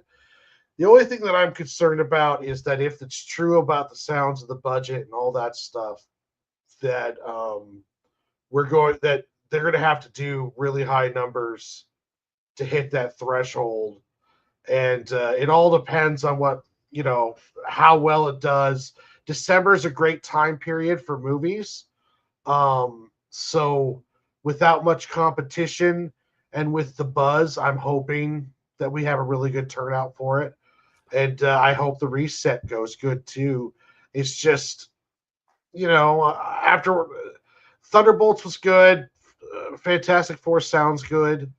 It's just, it's sad to see where the money's at right now for this stuff, and how these films that, like, I feel like 8 years ago, Superman or Fantastic Four would have been an easy $1 billion movie, but it's just not there right now. And will it ever get there again? I don't know on that one. That's why I said in my other videos talking about these things with you guys, we're going to have moments here and there where a movie does very good, but to expect that every single time is going to be crazy, right? Like, nobody expected the Minecraft movie. I mean, I didn't expect the Minecraft movie to make that much money, but that's what it should be. Those kind of things should be surprises at this point now, because no one can predict what these movies make now, because theater attendance has been lessened. And you can also blame Disney Plus for this. I mean, Disney Plus basically kind of gave people this aspect where it's like, I don't really want to go, watch this movie right now. I can just go and wait to see this movie on streaming and spend less money to go to the theater, right? If you kind of consider like the average family, spending like $100 a movie is just not feasible, especially in the time period we're in now. So if you have Disney Plus, you're like, okay, I can just wait for it to hit Disney Plus. And some people can wait. There's people out there that will wait a long time to see the newest shit, and they'll wait their ass off. And that's been the case now. So congrats, Bob Iger. You ruined the MC with Disney Plus. So yeah, my opinion is we'll see where it goes with Phase 6. It looks like Phase 6 might be a little bit better than Phase 5, but that's not saying much, obviously, because there is some heavy hitter stuff here. But we'll have to see if it pans out. But I don't think Wonder Man is what Phase 5 needs. Just pointing it out there. I don't think it needs that at all. So I will also say, because there's a comment that you guys see in the video right now, I do think $1 billion movie expectations have in some way ruined how people think of movies as far as like being a success, right? Like I mentioned earlier in the video, your movie doesn't have to make $1 billion to be successful. It just needs to be profitable. That's a success. It's literally not a flop, right? Well, it didn't break even. It's a success, But movies have to make money. That's why you make them, obviously. Gray, he left and he came back, but he loves me, right? I'm back. You're black. Enough. So, black from the waist down, right? Sure. Yeah, and this is the thing is, this is my last thought before we end the video, which is streaming in the COVID period finally did what people wanted it to do pre-COVID. Because pre-COVID, we remember about streaming. Streaming really wasn't that big pre-COVID, honestly. I mean, we just had, I mean, Netflix was big. And we had some Hulu that was there, right? But it really wasn't that big. Like, it was there. It was an option. But now it seems to be like this major back option where it's like, you know what? I could go watch this new movie that has Jennifer Lawrence getting banged out by a 20-year-old, or I could just wait until it hits streaming, spend less money, jerk off at home, obviously. So it just depends, obviously. I think there's a lot of factors to play in, and who knows? After Secret Wars, there needs to be a long talk in the MCU office of like, where the fuck are we doing anymore? Where is this going? Because if Phase 8 and 9 are going to be based around X-Men, and that's not good, who knows? Are you going to have that audience anymore? Because if you can't do X-Men, especially, I mean, Bo DeMayo did apparently X-Men 97 very well for a lot of people. Probably should have kept him. Oh, wait, you can't keep people doing good jobs, right? Can't keep people doing good things, Marvel, right? Because you suck ass. You terrible fucking company sometimes. Guys, I'm not shitting you. It's not a comic discussion. It's my last point. They think 10 issues now is a comic book run. These people are fried, dude. These people are stupid at this point. 10-issue comic book runs. Crazy. But, they had to go back to get RDJ because they literally were so desperate. Like, RDJ, please come back. Kevin Feige got on his knees. You're like, I need you back, RDJ. Please come back. So I'm not convinced those are canon events, but okay. Well, hey, I'm glad RDJ did the Russo brothers a solid. He said, I'm not doing this unless they do it. That's loyalty right there. So we'll see where the MCU is headed going into, the rest of the TV shows that come out for not only this year, but the movies that come out for next year as well as the TV shows. But yeah, so thank you guys for checking out this video. If you guys are returning viewers or new viewers, then please consider subscribing to the channel if you have not already. Leave a like on this video if you enjoyed it and comment down below. Also, make sure you guys hit the notification bell. That way you guys can get notified on whenever I upload a brand new video or go live. I am MSK, aka Master Strike King, and we're going to sign out, guys. See you guys later. Goodbye. Peace. Warren, you look like you're going to die. or you just high. Maybe you're just high. No, okay. I'm really tired. I understand. We'll be wrapping up here in just a moment. Oh. Sorry, I do apologize for having the show this late. I want it early, but I don't get off until 7:30. Oh, no, it's fine. It was a long day. Anthony, I'm sorry. Usually when you guys have comments, the one you had, I can't address those during videos. If we're in video mode, these kind of comments I can't address. But after the video, we can address them. MSK, I don't know what happened. But for some odd reason, I'm not sure if other people have complained about this. YouTube unsubscribed me from your channel. Yes, this is not just a me thing. So apparently, this is why I encourage people to engage and comment. Because if you don't, okay, so it works like this. If you don't comment, whether it be on a video or a live stream, and you just kind of watch videos, and let's say you leave a like or whatever, I'm fine with you just watching and liking and not commenting. I don't care personally. But the reason why I tell you guys this is because if you do not interact enough with a channel, YouTube deems like what you're doing is like inactivity from what I've noticed, and they just unsub you. So when you get unsub from a channel, from what I've noticed, is basically if you don't interact with the channel enough, then they detect that as you're not being interested in that channel enough. So they would unsubscribe you. I've never been unsubscribed from someone's channel, but I know that's happened from people. So just interact every once in a while. Leave a comment on a video. Leave a comment here on a live stream. That's, the best you can do. But it's not just a me thing. This has been a lot of people thing, honestly. He also says, the Avengers movie set an unrealistic expectation. Not every superhero movie is going to make $1 billion. So that expectation was set way too high, between 750 and 980. It's not a flop. It just depends. It really depends. Depends on your budget. Depends on your marketing budget. Like a big number can look impressive to a lot of people. Like I mentioned to you, this, dude. I mentioned this a lot. That big number you see. So let's just say hypothetically, if Superman made 980, like your number says, just because it made that doesn't mean the studio doesn't even get all that money. The theaters take their cut too. So take 50% off 980. That's a lot of money right there. Just because you see a big number doesn't mean it's a flop. But it doesn't mean it's a success either. A big number is just a big number. It doesn't tell the full story, honestly. That's why I always say numbers can be basically deceiving and misleading in some ways. It just depends. Just because a movie makes $400 million I don't deem it a flop, but it wasn't successful. You know what I mean? That's why these things are case by case basis kind of thing. Like Sinners wasn't a flop, massively successful. Sinners is great, worked that's like the perfect box office example. Made its money back, marketing budget good. They made a little bit of profit for Warner Brothers. That's how it should be. That's what I envision a success to be. I'll just use Sinners. So you as an mean example. one of the most successful movies of the year was successful? Thanks for breaking that down, man. God, all those issues between issues. Oh no, that was so I can understand why people see a big number like that and go, why are people calling it not successful? But if you break the numbers down, you yourself will see why it's not as a success potentially as you may have thought of. But that's just my opinion. You know? Well, and you have to remember too, films like the first Suicide Squad movie made like $890 million.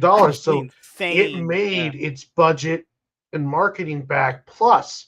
But it was considered a failure because it left a sour taste in everyone's mouth and they didn't want to see any more of it. So if a sequel came out, the audience wouldn't have seen it. Yeah, like what happened. Yeah. Money is not the only indicator for overall success with these things, because you can have films that are on paper financially massive successes, but then they don't ever make a sequel because all of the audience and the critics hated it.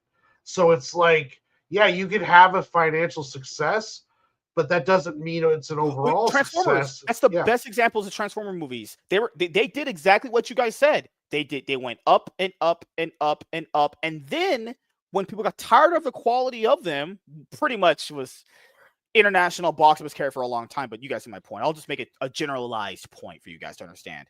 Transformer movies had that. They literally went up and up to hit billion-dollar movies with 3 and 4, right? What happened when they made Transformers 5? It collapsed. And then it freefalled all the way down to be unsuccessful. All of them have been unsuccessful, I would say, after 4, after Age of Extinction, in my opinion. Looking at the budgets and the marketing attached to everything. Like Bumblebee, failure, box office-wise. But people like Bumblebee. See the difference there? It's always going to be a discussion with these things because it's never just a one-way. What's that old saying? Fucking hell. My way, the highway? No, one size fits all. It's never going to be a one size fits all kind of thing. It needs to be examined what movie you're talking about because it depends on number it made. Was it liked? Did it earn a sequel? All kind of things. Like Transformers isn't getting any sequels anytime soon. Like, remember how we heard that announcement of the Transformers G.I. Joe crossover movie? How many announcements have we heard on that since the announcement itself? None, because they know there's no hype around Transformers anymore. Because Paramount and Michael Bay killed the fucking franchise. Michael Bay himself killed Transformers. I hate to make that a video. Michael Bay, I'm sorry, but you killed Transformers, dude. I'm sorry. I hate you so much sometimes. MSK, do you think the traditional box office in general in today's movie watching world is not as important to the studios as fans are making out to be? It depends, like you said. Okay, so I think there needs to be a conscious decision around each movie you make now, different from back then, because you know how back then, like, weird movies would make like a lot of money, but if you drop those random odd movies, like, so, I'll re-say this then.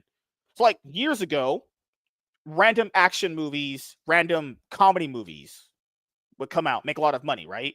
You can't do those now because they don't make a lot of money like they used to. I think, to answer your question, there needs to be a re-examination of what actually is what people will pay money for and what the box office trends are. Because if people aren't going to pay money for it, you don't make it because it doesn't make sense financially, right? So it just depends. I think moving forward now, the box office needs to be analyzed differently from years ago. But Gray is apparently a Gambit, and he has beef jerky too. Those are Chico sticks. Come on, man. Are you feeding your dog? Whatever. I hate you. Mostly fans are giving their positives and negatives depending on the film you're talking about. Yeah, it really just depends because, but this is the thing with numbers, as Emilio would know, or you guys would know, right? Numbers also indicate is there interest in the property too. Even if it doesn't tell the full story, if your movie makes a lot of money, you could say, well, there's fan interest there. You can use that. That's a very indicative thing. Like, we're not going to get a Transformers 1 sequel because that fucking failed. But people like Transformers 1. It was a liked movie, but it didn't perform very well. You see my point there? These things all have to be kind of 1 and 1 most of the time, generally speaking. But let's be honest, the movie studios know they can make up whatever they missed in traditional box office with digital, video on demand, and new subscribers with the streaming service. I don't know how lucrative the whole digital physical media sale market is. Because back in the day, movies could fall on that. You could fall on, I could make my money back with physical media, right? Typically. I don't know how lucrative that is now. That's just my opinion, honestly. But I don't know. What do you guys think, honestly? I mean, it's another revenue stream. They have to keep that into consideration. I'd have to think that Superman is going to make a ton. Like, has to be. Yeah. That is one thing that Marvel doesn't have. You know, it's going to go up on Disney. They're not just putting it out there for rental necessarily. It seems like those are always for rental, less time period than kind of the competitors. But yeah. And it also seems like it has to get a home on Disney Plus, where the other ones they've been around. Sometimes they're on HBO, sometimes they're on others. They're gonna make money. Also, you got to keep it in consideration when it comes to a streaming service. Is that a streaming service is basically just the home of the content itself, right? They have to also pay people to keep the streaming service afloat too. Obviously, there's let's see. What's the best way I could really route this? Streaming is different. So like Netflix, right? So Netflix paid $300 million for Red Notice, right? They didn't put that in the box office, so they really couldn't make money off of it. So what would you make money off of? Streaming services are mostly driven through subscriber growth, right? So the money you invested into that movie, if it comes to streaming, you would think like, oh, Disney Plus now has Avengers Doomsday. Is that going to grab more people to watch Disney Plus and subscribe to it? It should, right? So you kind of sacrifice a lot of money to prop up your streaming service because the streaming service is guaranteed money every month. Now, if the subscribers fall off, that's a problem. But you use these things as what you guys say. That's where that would play. Superman is going to drive a lot of subscribers to HBO Max. That is going to make him a lot of money on that. As enough to pay off a box office? Probably not. But it's going to drive consistent subscriber growth. You could even use a commercial. James Gunn's Superman movie comes to HBO Max. Subscribe to HBO Max currently right now for $5 a month. You don't think that'll get people? That'll get a lot of people going there. We also have to remember there's like Jurassic Park is now available on digital.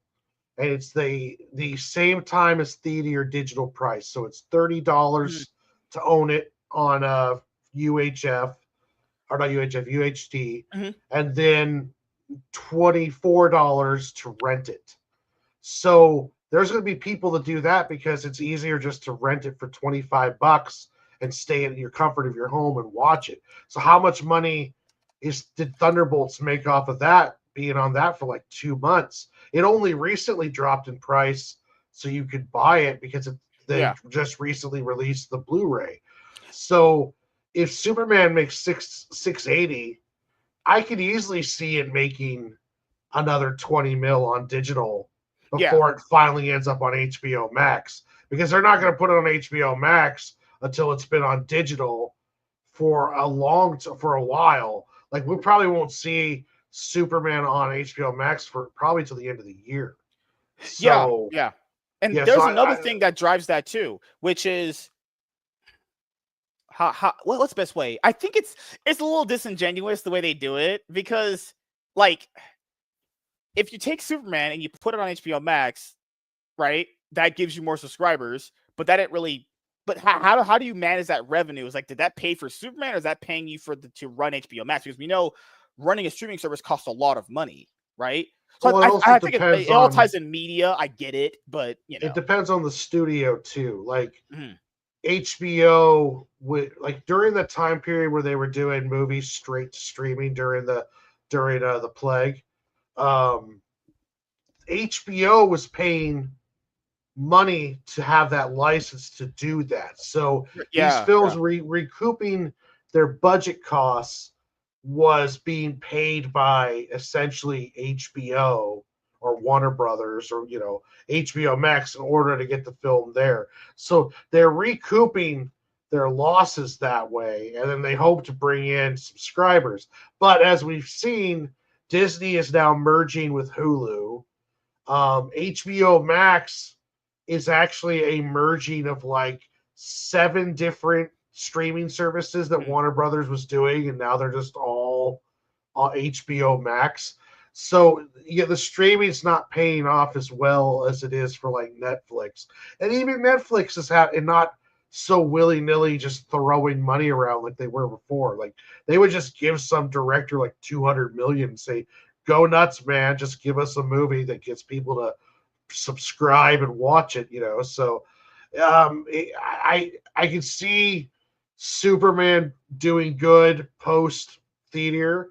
I don't know about Fantastic Four, but I can see Superman. Yeah, because there good. definitely has to be some fudging of the numbers. Because like it's really weird because like I use Red Notice for example. So Red Notice cost a lot of money for Netflix to make, but it's like Netflix, but that didn't make you money. Your subscribers make you money, but that would drive more subscribers. So like it depends. Superman, I think, is going to be a big, massive movie to drive subscriber growth for HBO Max. But then again, that goes to just a streaming service. That doesn't go to actually Superman. But Superman's the catalyst of getting people to subscribe. It's so weird how it goes. I understand. There's many ways to break it down. So you asked Five Nights at Freddy. Okay, so Five Nights at Freddy. I didn't watch this. Not a fan. I'm not saying I don't like it, but I've never been interested. So you said bring up Five Nights at Freddy's. So I'm gonna bring a perfect movie. Five Nights at Freddy's. The budget, I believe, was $7 million internationally. At the box office, I think it was made $250 million. So I'll be honest, I don't know the budget of this movie.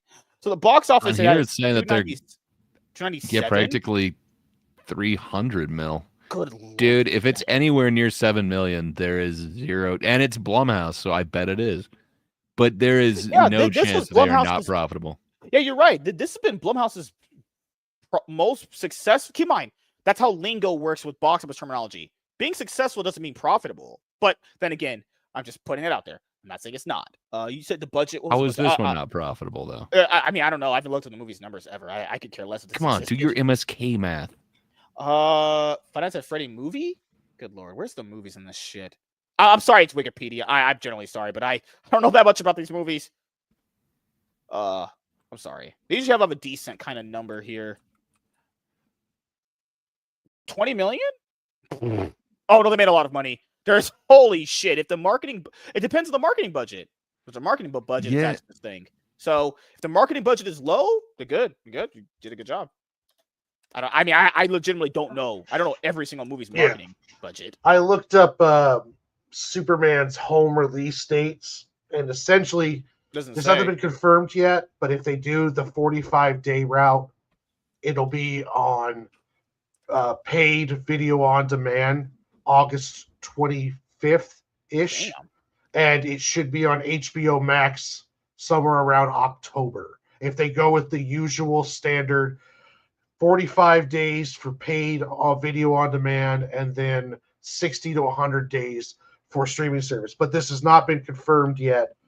The only thing that's been confirmed is that the rumored August 15th date was held back, or was Warner Brothers said that's not true. It's going to have to wait a little bit longer. So it's either going to be at the end of August or into September. But it's if they do it. I don't know. It sounds like they're going to do the 45-day thing. So around August 25th, you'll see it.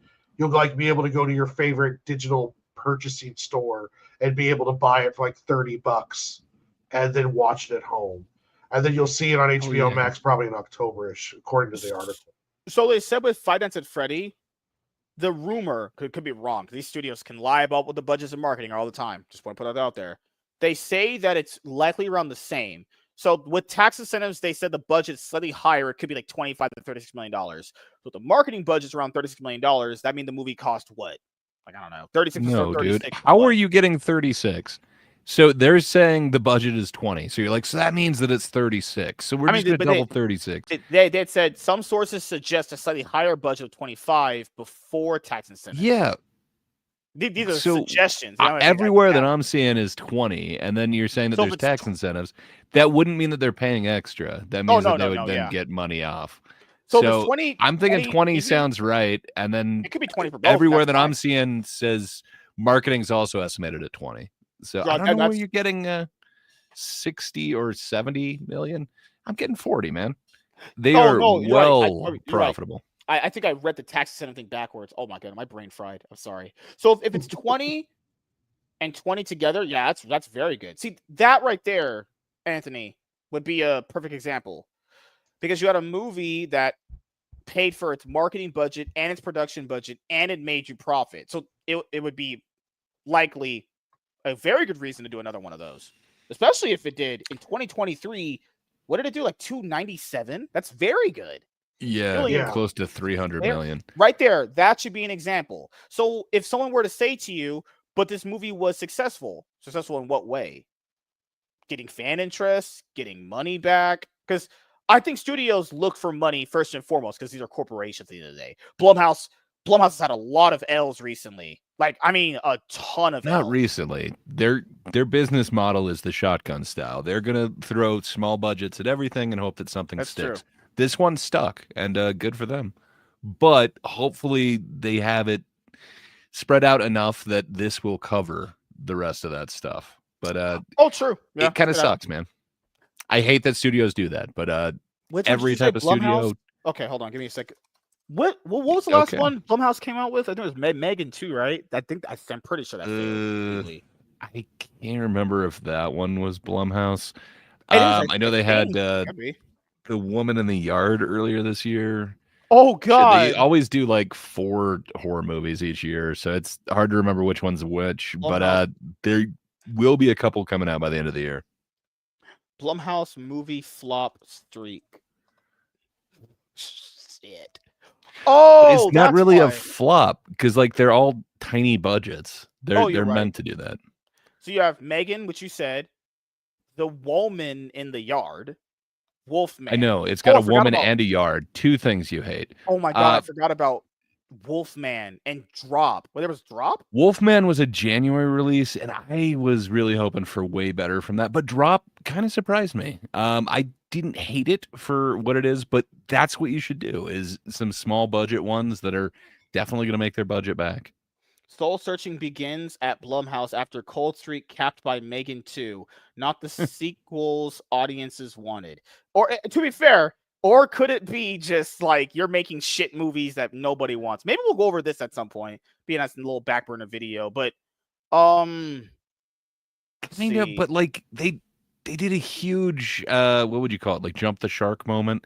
So Megan 1 was supposed to be, like a horror movie, and then Megan 2 is not that. A lot of people kind of compared it to like anything post Bride of Chucky versus Child's Play before that.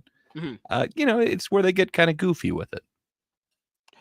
Yeah, and I'm not saying that these movies didn't have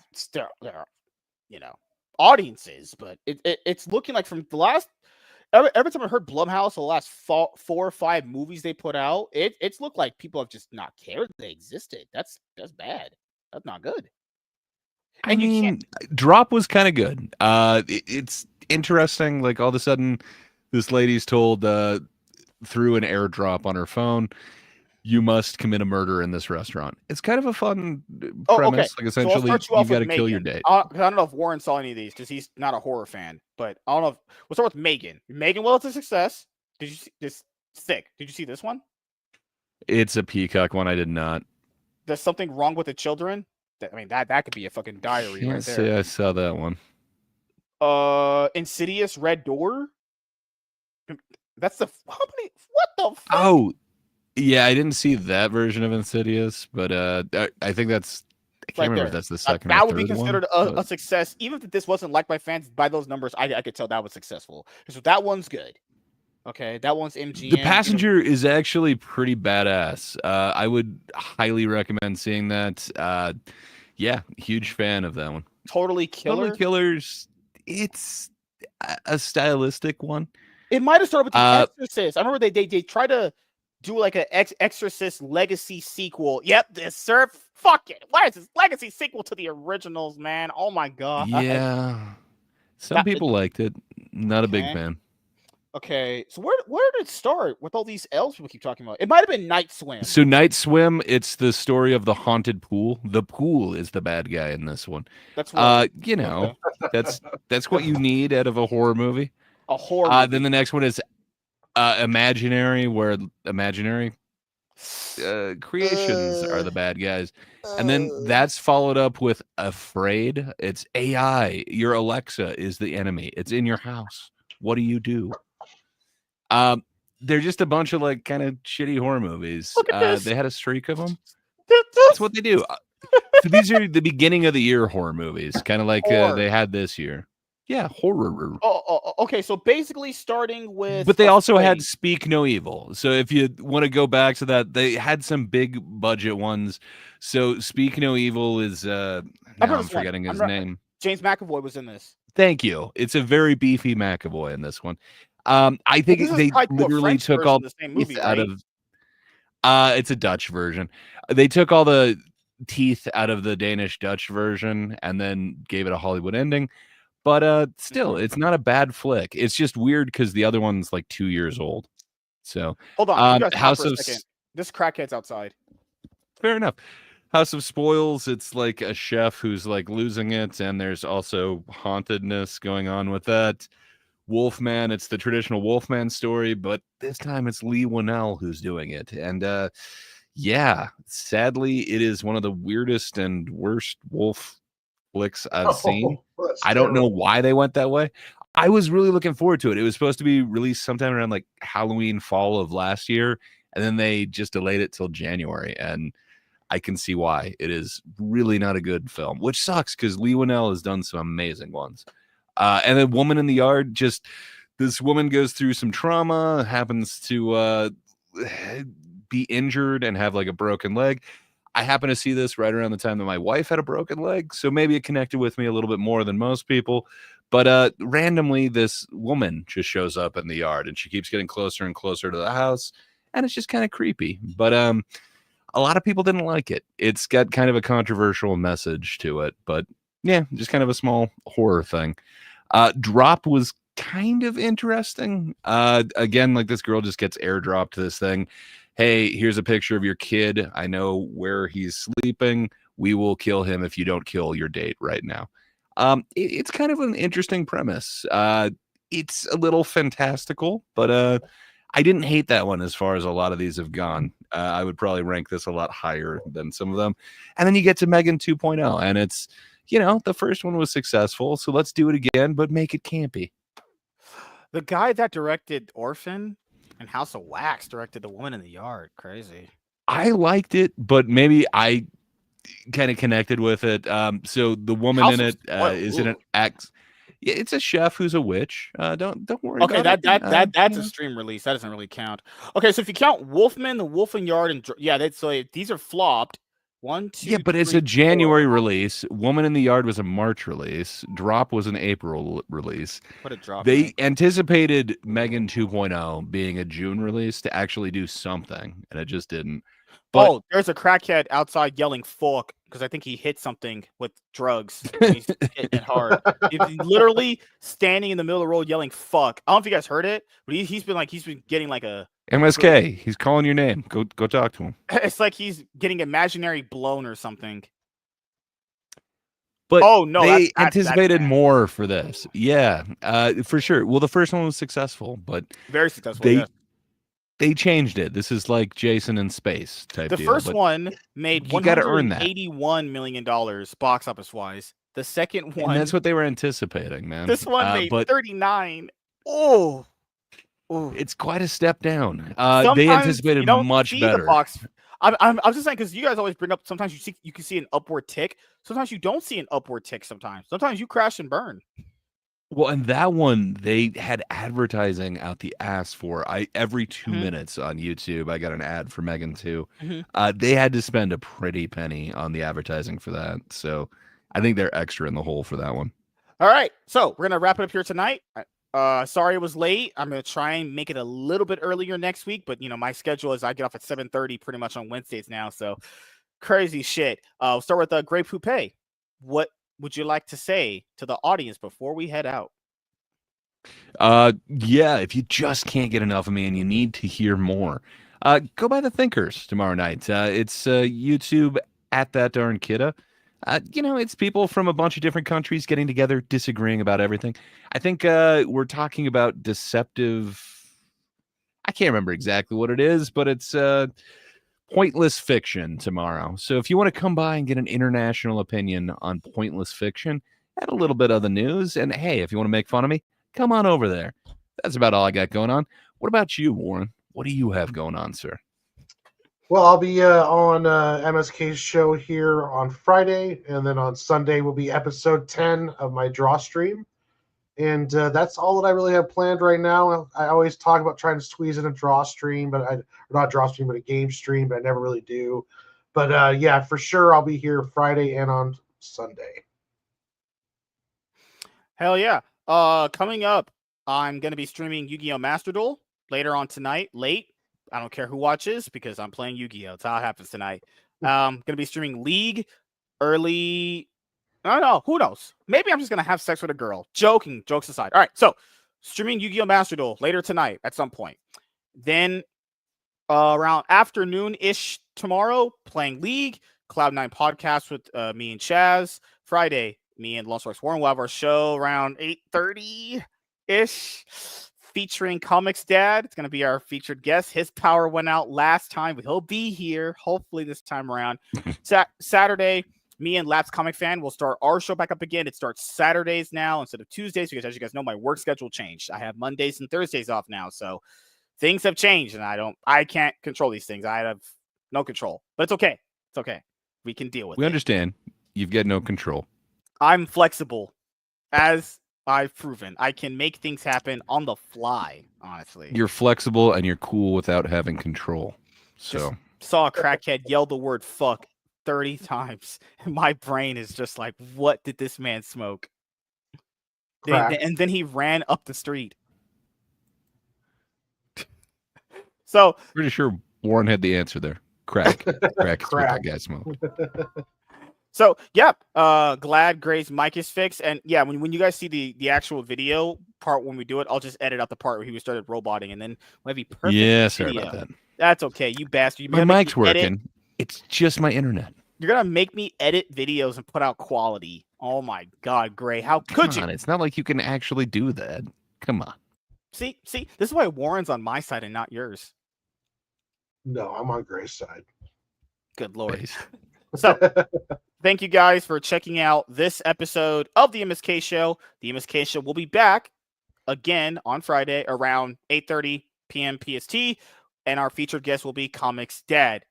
And not like my real dad, who left me when I was young and never bothered contacting me at all. Just completely gone. That's okay. I have the tools to cope with whatever life throws at me. That looks like a black guy. So, we'll see you guys later. You guys